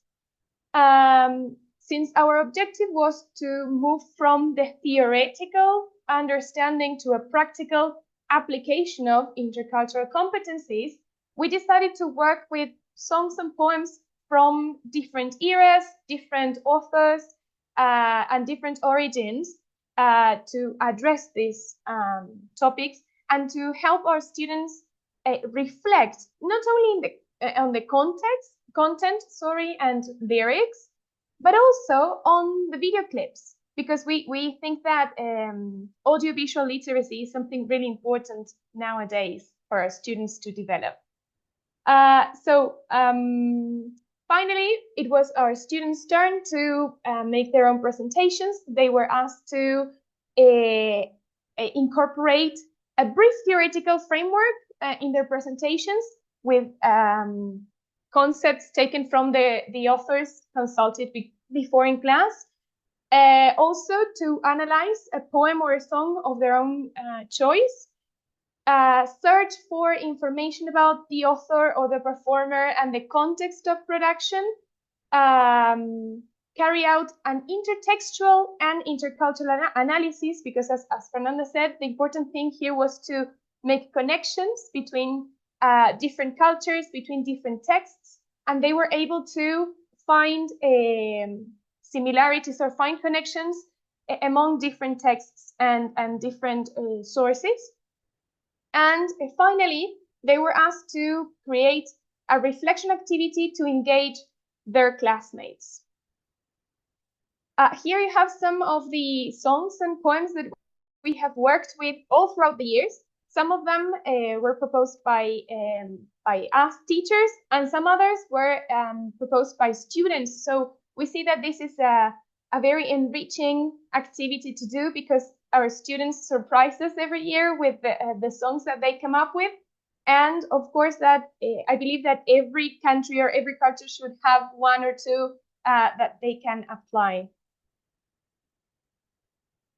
Finally, as this was part of our students' midterm exam, oral midterm exam, we evaluated them. We assessed not only their language proficiency in terms of accuracy, fluency, and appropriateness when conveying their ideas, but also their critical thinking, their ability to critically analyze the poem, the song, and also the video clip. And we evaluated their intercultural competence, taking the Common European Framework as the basis for this assessment. So these are just to conclude, to finish this presentation, some of the ideas that we think you should consider when applying these kind of activities in the classroom.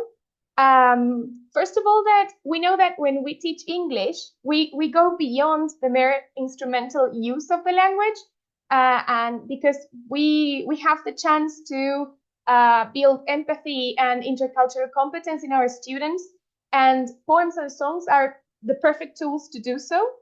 And since we are developing intercultural competence, we are shaping globally competent graduates who will be able to interact with people from all around the world in different situations. Finally, since you can work with theory in the classroom, of course, with this theoretical understanding of intercultural competencies and such, but also the use of poems and songs allows us to critically and actively apply that theory and cultivate cultural and social abilities in our students in the perfect platform that is the classroom. So thank you so much for your attention. This is the end of our presentation. These are our references. And if you happen to have any doubts or comments about this, we are ready to hear you. Thank you for your great input today. Do you have any questions concerning the topic of the presentation? Maybe a short question for me. Thank you so much, dear contributors. I mean, Professor Irasabal and Ms. Miotti. Such a question to you. Well, what about this course? Is it mandatory or an optional course? Is it on your curriculum? And maybe one more thing, because I wanted to ask about the epoch, I wanted to ask about the criteria for selecting, but you have already answered this question, right? That it is, well, very different, right? All right, then another question is, well, first of all, you are paying attention to socio-cultural differences, right? But what about the phonetics? And in your course, do you try to give preference to some British speech or American speech, or you do not differentiate it, like you take the English language as a second language and that's it? Okay, so number one, and is it a course? Because is it on the curriculum? Generally, such courses are optional. So have you introduced it into the obligatory system at your university? Thank you. Carlita, do you? Okay, yes. Well, this is a compulsory subject for both courses, the teacher training course and the translation course. It is a compulsory. And what about the duration? Is it 1 term, 2 terms? It says one semester. One semester. Okay, thank you so much. And British, American, or it doesn't matter very much, different ones? Yes, we don't focus on one accent or the other, because we believe that as long as students are able to communicate their ideas efficiently and of course with the correct use of the language and such, that's the important thing for us.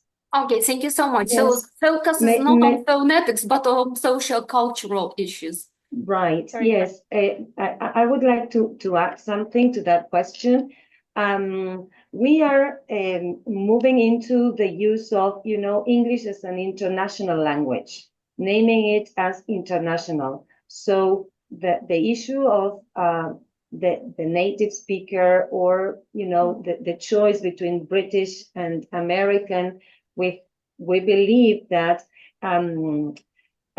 is kind of contradictory to the idea that we want to work in our classrooms. So no more, hegemonic aspects in terms Monolithic. of language, but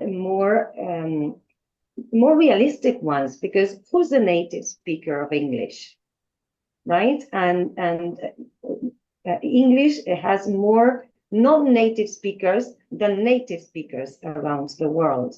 So we welcome any kind of English as long as it is intelligible, as our colleague mentioned before, and as long as you can communicate. Of course, there are standards that you must follow, but if they happen to find, a song in Spanish that is meaningful to them, that approaches intercultural issues that they think are viable to bring into the classroom, we allow them to bring that song, or poem, even if it is in Spanish, but we ask them to make connections with other material in English that we have tackled in class, for example. Thank you. Thank you so much. Thank you. And we have one more question from our Vice Dean of the Faculty of Linguistics, Olga Pavlenko. Hi, everyone. Hi, Fernanda, Carla. Thank you very much for a touching and interesting presentation. And it's really interesting for us, as many of us teach English for engineering, and we are into assessment, and especially, we're a bit further from what you presented, but it's really interesting for us to know on how critical thinking skills you mentioned, you were evaluating them at the end of the course, how they unfold in activities where you use poems and songs, and how they foster this intercultural perspective. So what works well with your students? What challenges do you encounter in terms of assessment and evaluation? Is it formative mostly? Do you incorporate it into summative assessment? So where is there? Tell us more about that, please. Yes. We consider assessment, as a process, right? So even if this project is their oral midterm exam, we work all throughout the course with different activities, and so it is summative more than an end product assessment. We expect students through this presentation can be able to show and reflect everything they have been working with throughout the course, So we try to promote critical thinking from the very beginning, allowing them to freely express their views and respect other people's views. And we expose them, or try to at least, to different perspectives, to promote in them the capacity to see situations or contexts or conflicts through different lenses. And that everything is valid as long as you can, support your point of view logically and accept that there might be different points of view. So this is something that we try to work with all throughout the course, all throughout the year, because we have two courses, one in the first term and another in the second term. This project, we carry out this project in the second term, but we have been working with students from the very beginning. So this is, kind of a very continuous work that we do. So it is summative, So sorry, Carlita. Yeah, I would like to add that we do not only work with poems and songs, but also different short stories, novels, videos, TED Talks. So we try to develop this critical thinking from the very beginning, starting from their own identity, their own culture, where they come from, and then moving on to other cultures, always with this focus on respect, tolerance, and acceptance. So it's interesting. This is like the final project that we have in both terms. So it's interesting to see how they grow all throughout the course, and they come up with really wonderful presentations, really interesting, really enriching for everyone, for them as students and us as teachers. Thank you. If I may add one last comment, critical thinking is very difficult to assess, right? Because thinking is, is personal, and so it can be objective. So what we insist on in our students is that we can all think differently. We must respect what other people think, as we expect others to respect what we think. And as long as I can stand for my ideas and support them logically, you know, and for that, they need to be informed. So that is also something that we focus on a lot in class. So read a lot, read from different sources, and we are always, you know, changing or introducing new things to keep up with times. So when unfortunately the war in Ukraine started, we used a song by Sting, you know, and asked the students to look for information about the context and how different artists could or saw or reflected, you know, the conflict in that part of the world. Last year and this year, we worked with the conflict between Gaza and Israel, for example, but we insist on our students reading and looking for resources from different sources so that they can really have a critical analysis of situations or conflicts, you know, not just one. I don't know if that answered your question. Yeah, absolutely. Yeah, so we have a lot of things to discover. Thank you, Fernanda, for your presentation. It was really interesting. Thank you so much. Thank you for promoting the war problems happening in Ukraine and for including it in your curriculum. We also saw the refugee song was on the list. So thank you so much.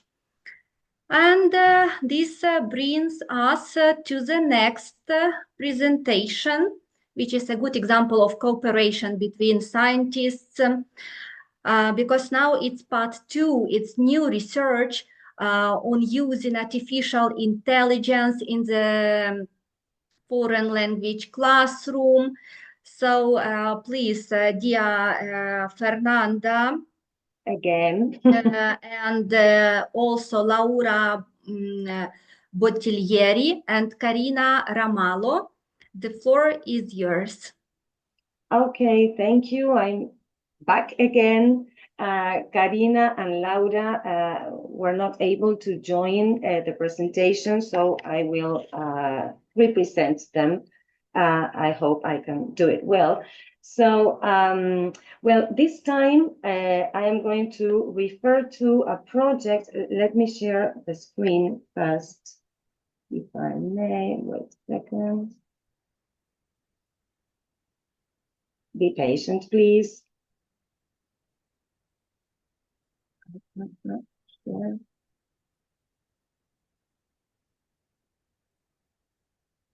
Tell me if... Can you see the screen? Yeah? Yes, we can see the screen. Okay, perfect. Can you see well, or is it too small? Too small at the moment. Is it fine there? Yeah, perfect.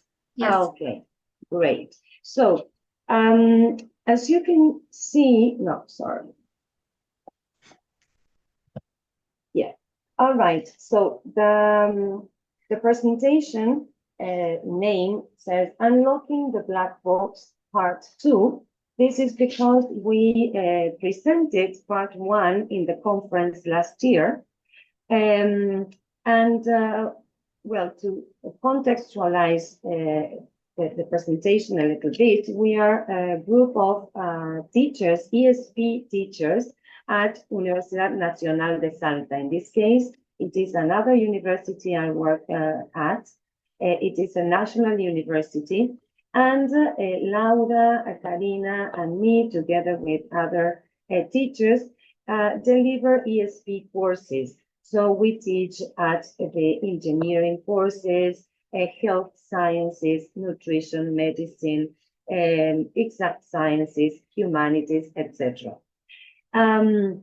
So while artificial intelligence technology is rapidly expanding in academic settings, its use raises concern about its impact on learning, academic integrity, and traditional teaching methods.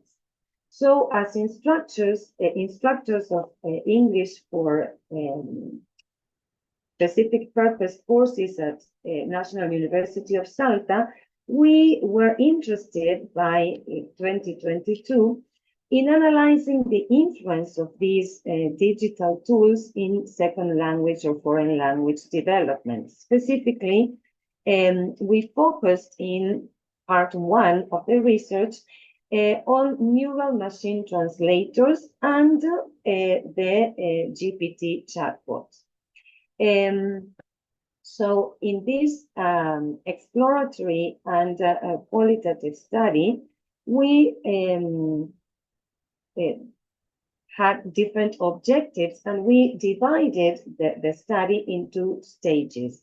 And what I'm going to do now is share with you quickly the results obtained from the 2 stages of this study. The research, in the research, we addressed the following aspects: the effectiveness of neural machine translation for reading comprehension of disciplinary texts in English, the educators' attitudes towards the use of these resources, and the pedagogical implications of this technology in our ESP courses. So, stage 1 was carried out in 2022 and part of 2023. Stage 1 was about the use of neural electronic translators for reading comprehension of authentic texts in English. And we had 3 main objectives. The first one was to evaluate the quality of machine translation when translating academic texts, because we knew, or we had the idea that not only students, but also professionals we worked with used machine translation. But we wanted to test how effective the results of the product of machine translations, how effective they were. So for that, we worked with a corpus of 7 academic texts of different lengths and related to the different subjects that we teach at university. We translated those texts with the aid of Google Translator, and the results, I am just summarizing the presentation of last year, right? And the results we obtained, it showed us that the machine translator had a low level of errors, and that those mistakes did not represent an obstacle for comprehension. Then the second objective was to measure the effectiveness of machine translation for reading comprehension. So how effective this tool was for our students. For that purpose, we designed a reading comprehension test using Google Forms that contains 10 multiple choice questions about a text that we selected for our students.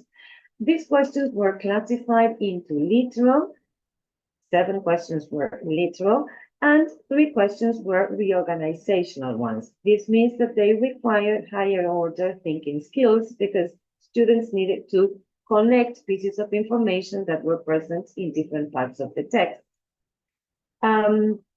And we worked with 4 groups. 3 groups were experimental ones. This means that they did this reading comprehension test with the aid of Google Translate. And 1 was the control group, which worked with a traditional, methodology or approach. They didn't use technology, but they used bilingual dictionaries as their main tool to approach the text in English. Now, the results we obtained were the following. Group 1, we had 81.61% of success. I mean, that was the overall or the average mark that students obtained in the test. Group 2, 80.3%. Group 3, 78.55%. Those were the average marks. And Group 4, 67.69%. So what did we realize with the marks that they obtained? That the use of the neural machine translator helped them to improve, or get better marks in their tests. But you see that not all of them obtained 100%. That means they did not answer the reading comprehension questions correctly, all of them. So it can be an aid, but your capacity to think is more important, yes, and to relate ideas. So the message is there are things that artificial intelligence cannot do for you. Now, our third objective was to obtain information on students' attitudes and beliefs about the use of machine translation at university.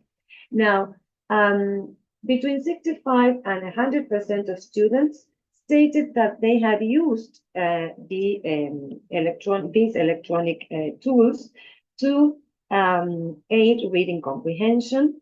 They used this mainly as a dictionary. Some of them used it as an assistant for writing and for communication. And more than 70% considered that control use should be allowed in educational contexts. The fact is that they used, for example, neural machine translators, but they do it kind of, in a hidden way. They didn't say it openly until we asked them, yes, if they used it or not, because they felt that this was something that it was not okay, that it was wrong to use these tools. So the results of the first stage suggested a need for a pedagogical response to the reality of machine translation use, and that we need to train teachers and students on the correct use of machine translation. Of course, this gave space for a debate over the acceptability of machine translation use for academic purposes and a possible redesign of our EAP courses. By the end of 2022, ChatGPT appeared, and it came to revolutionize the world in every aspect, okay, including the educational context. So we moved on with a second stage that was how teachers, how colleagues used, and if they used, the electronic translator and ChatGPT for reading and understanding authentic texts. And we also thought about designing, proposing activities to innovate our EAP courses, including these tools. So we had two main objectives in this stage. The first was to explore university teachers' perspectives on the use of artificial intelligence by students in higher education. So it was not only if they used it, but if they would see well that students use these tools in higher education. For this, we carried out interviews to teachers from 3 different universities, 2 public universities and a private one. And we explored issues like the acceptability of technology, its role in reading and writing, academic integrity, and the need for institutional policies in this regard. Through the interviews, we could arrive at the following conclusions. Some teachers have a vague knowledge and little interest in these tools, and we notice there is a kind of resistance to its use. So they prefer to, stay with traditional teaching methods. There is a kind of mistrust in these tools. There is another group that has a broader knowledge and a real interest in becoming familiar with the tools, but there is awareness of the need for proper training, both for teachers and students. Some teachers had some knowledge of some AI resources, but they stressed the fact that their use should be controlled and limited. So there was an emphasis on responsible and cautious use of AI tools. Also, when questioned about, the role of AI in reading and writing, some teachers said that they noticed that there were some confusing translations that may hinder comprehension, and that this would have a negative impact on foreign language development. But of course, these are teachers' appreciations that we took into consideration and then tried to use them to make adjustments to our to the activities that we wanted to propose for the courses, right? So all these input that we got for teachers from teachers was very valuable for us to design and to think about how we could use these tools in our classrooms. Some teachers also refer to excessive dependence. They fear that students would depend too much on these tools and would not use, their capacities, their skills to be able to approach texts in a foreign language. And also, academic dishonesty was another issue that was raised. Most teachers agreed on the prohibition of its use in evaluations. Well, here in South America, we have areas in which internet access is not always available. So teachers also mentioned this as a drawback. So implementing artificial intelligence in the classroom might be difficult because of internet access complexity in some areas. As regards our interest in policies, institutional policies are not non-existent in the educational institutions where the teachers that we interviewed worked. So there are ideas or there are, debates about academic dishonesty and about, academic integrity, but there are not policies or regulations yet, which is something that, of course, we will need to work with. There is a recognition of the need for a debate that would lead to a potential policy on their use. And this would promote the responsible use in all classrooms and help teach, would help teachers make decisions about when and how to use them. Our second objective was to design and implement activities that include AI tools in the development of reading comprehension in English in specialized fields such as health, engineering, or humanities. So we, last year and at the beginning of this year, we worked with two groups, English for Nutrition, which is in the 4th year of the nutrition course, and English for nursing, students of the 2nd year of the nursing course.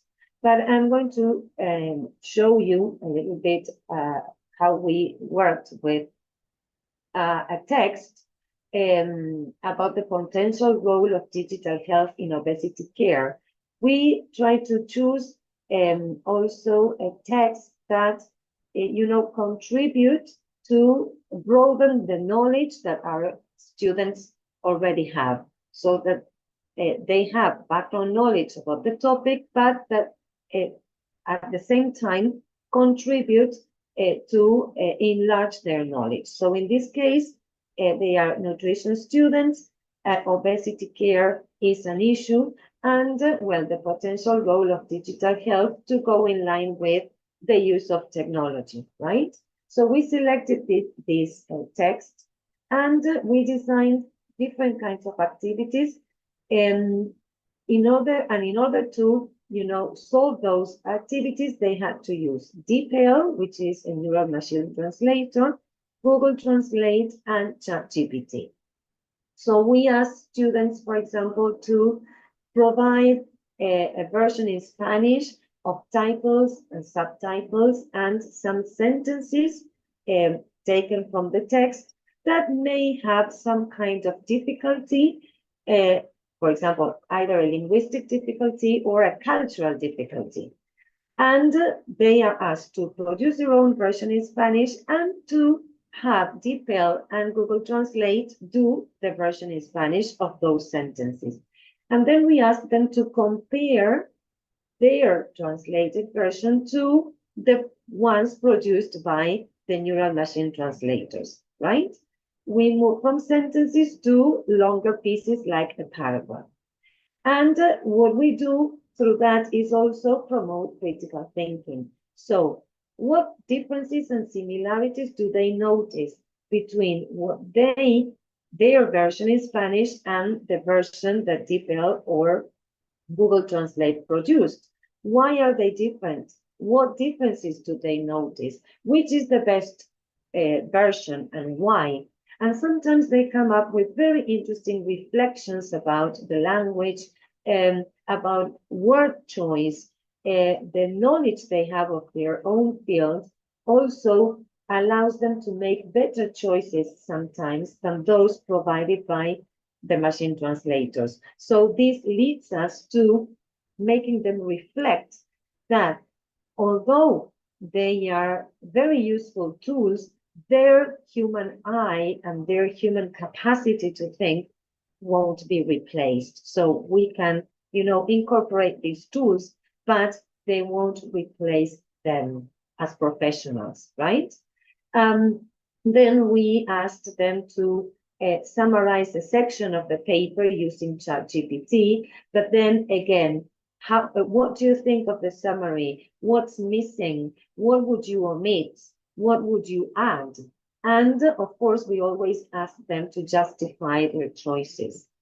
This text that we chose for the nutrition students had a lot of abbreviations and acronyms. So the challenge here again was to see how the neural machine translators translated those abbreviations and acronyms and whether they were correct in the health and nutrition field. And this was also interesting to see. Some abbreviations were, the translations were correct, others were not. And so students had to look for the correct version of those abbreviations and acronyms, and once again see that they are needed. Okay, so these activities led to a lot of reflection on the use of these tools, appealing to criticality, reflection on the part of the students, and also reflection for us as teachers, right? The conclusions from the classroom work were basically that the use of AI serves to promote and develop critical thinking, that we need to rethink activity design and include AI tools, that we need to train students on their effective use, and that these tools would allow longer and more complex texts to be tackled earlier in the course. Yes? And of course, something that students pointed out was that they could understand texts and approach longer texts, in a shorter period of time, and that they could do it faster. But they were very much aware of the need of revision. They cannot fully trust in the versions produced by AI tools. They need to revise them before, producing a final or having a final product. So our general conclusion is that AI is here to stay. So it is imperative to urgently discuss how to effectively incorporate it into the university context. This discussion should not only explore the potential benefits and challenges, but also lead to the actual integration of AI into educational practices. Our study aims to contribute to this crucial dialogue by providing insights and recommendations to facilitate the thoughtful adoption of AI in higher education. And we hope to continue, exploring into this that is constantly changing and bringing new things every day, I would say. So thank you very much. These are some of the references that we have used for our research. Thank you for your amazing research. Dear visitors, do we have any questions to discuss this wonderful presentation today? May I have a question? Please. Yes. I have a question concerning, do you have a special software, or what do you use to identify academic integrity? How to prove that there is academic integrity in your papers? Could you share your experience, please? Thank you. Yeah. Well, we don't have a special software in any of the universities I work. So we resort to the software available online. There are ChatGPT detectors, but they are not 100%, to trust. So we know our students, so we start from that. We know how they write. We know more or less their styles, how they produce. So sometimes we suspect, but we cannot, say that they have used ChatGPT or artificial intelligence. We cannot be sure about that because there's not an official software at the universities, as there are no policies yet. So I think we are, or we should be on the way of implementing policies to regulate and software to detect, but there are not official ones, let's say. We just trust our intuition.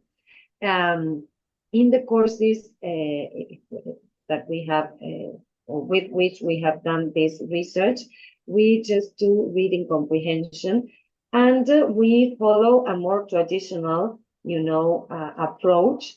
But we are trying to use these AI tools because we feel that we need to go with the flow, that we need to, modernize our practice.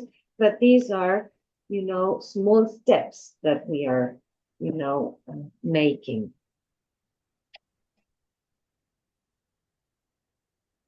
Okay, thank you. Thank you. Thank you so much. Maybe one question. Can I ask you about the lecturers, about university professors? What about their work with the help of ChatGPT and other artificial intelligence-based programs? Can you streamline your work? Can you make it easier, or vice versa? It hinders some of the assignments and it makes it a bit more complicated. Can you say that it helps you, for example, personally? Maybe not only ChatGPT, maybe DeepFit, maybe maybe something different.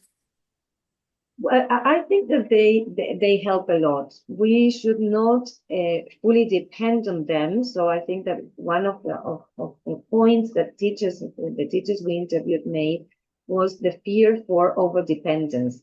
And I think, again, this is an issue. They are great tools. They are here to stay. So we should, try to see the opportunities that they bring to us.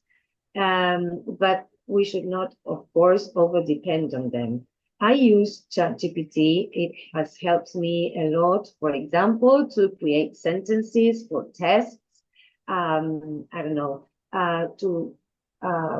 help sometimes in, a term I cannot define or I cannot find in Spanish, but I still think that they should be an aid, no more than that. Yeah, definitely. Thank you so much. But it streamlines your work altogether. Yeah, of course, it does, and we cannot deny it. Otherwise, I always think about when, Wikipedia started or Google. Yes, and all teachers were appearance and cutting and pasting, and what would we do? And students would not do their work on their own. Well, this is more or less the same situation. So either we incorporate them critically, again, and with well-designed activities and with policies on their use and certain regulations, or we will be lost, because professionals and students will use them all the same, whether we like it or not. So I think it's better to train them and teach them and give them, insights on how to use them well for a good purpose. Okay. Thank you so much. Wish you luck with your further research. Thank you. Okay, there is one more question from Olga Pavlenko. It was basically answered. Thank you very much, Fernanda, for my question about more are you going to include, for instance, prompt engineering aspects in your syllabi in the future? So what are the short first steps and practical steps for the implementation? As I understood, you are gonna use it. We're gonna teach our students. The same comes to our experience, that we can't stop this process, and we can only help our students and our colleagues on how to find the better solutions for these either machine translating tools or just large language models that we use in everyday practice. So do you think you will add something, what are the smallest steps you're going to implement from the next academic year, say that? Well, we have already, we started by changing the syllabus and incorporating these tools, in the list of resources that we are asked to include in our syllabus. So, I don't know, you make a list of resources you use in your classrooms, and we changed the syllabus and incorporated AI tools as one of the resources. And we also incorporated these activities, right, as a small step. The most significant finding, I think, was the attitude of students. It was surprising for us at the beginning to know that students heard about ChatGPT and heard about Google Translate, but not all of them used them. That was something that surprised us. And then the feedback we got from students in terms of the realization that they needed to revise what AI tools produced for them, because they thought that everything was ready. I asked the machine translator to do this for me, or I asked GPT to do this for me. I cut and paste, and that's it, and hand in. But once we asked them to reflect and to compare their own version to the versions of machine translation or ChatGPT, and once they started looking at differences and similarities and proposing, different words to improve a version, that's when they became aware that, yes, they are a great tool. They help them save time, do things quicker, but they need to revise. So That's the most important thing. The human aspect will never be lost. That's what I think, at least, and that's what I transmit to the students. Yes, let's welcome these tools, but you have to be there.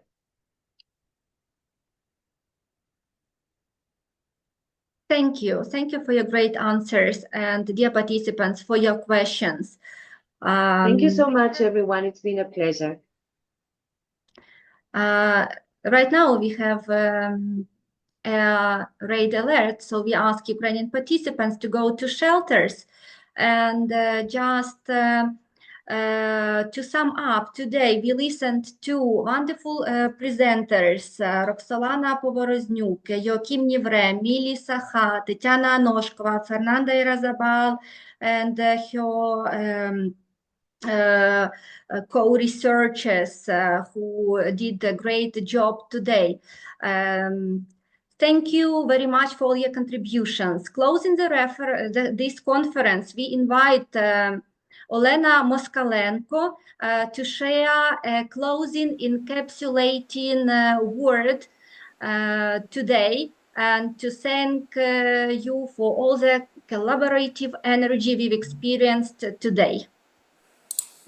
So, dear colleagues, as we are bringing this enlightening conference to a close, I want to extend my deepest gratitude to all of you for your contributions, insights, and collaborative spirit.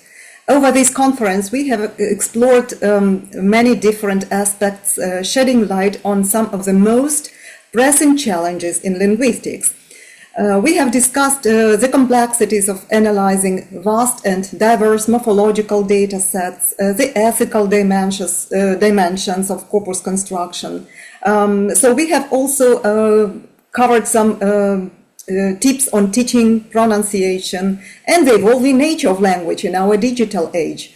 In our discourse studies, we have tackled issues of medical translation and interpretation, using songs, poems in study process, and implementation of AI in study process, reaffirming the critical role of language in shaping society. So, what can I say? Once again, my deepest gratitude to all of you, and let us carry forward the energy and ideas that have been sparkled here, continuing to bridge gaps, ask challenging questions, and forge new paths.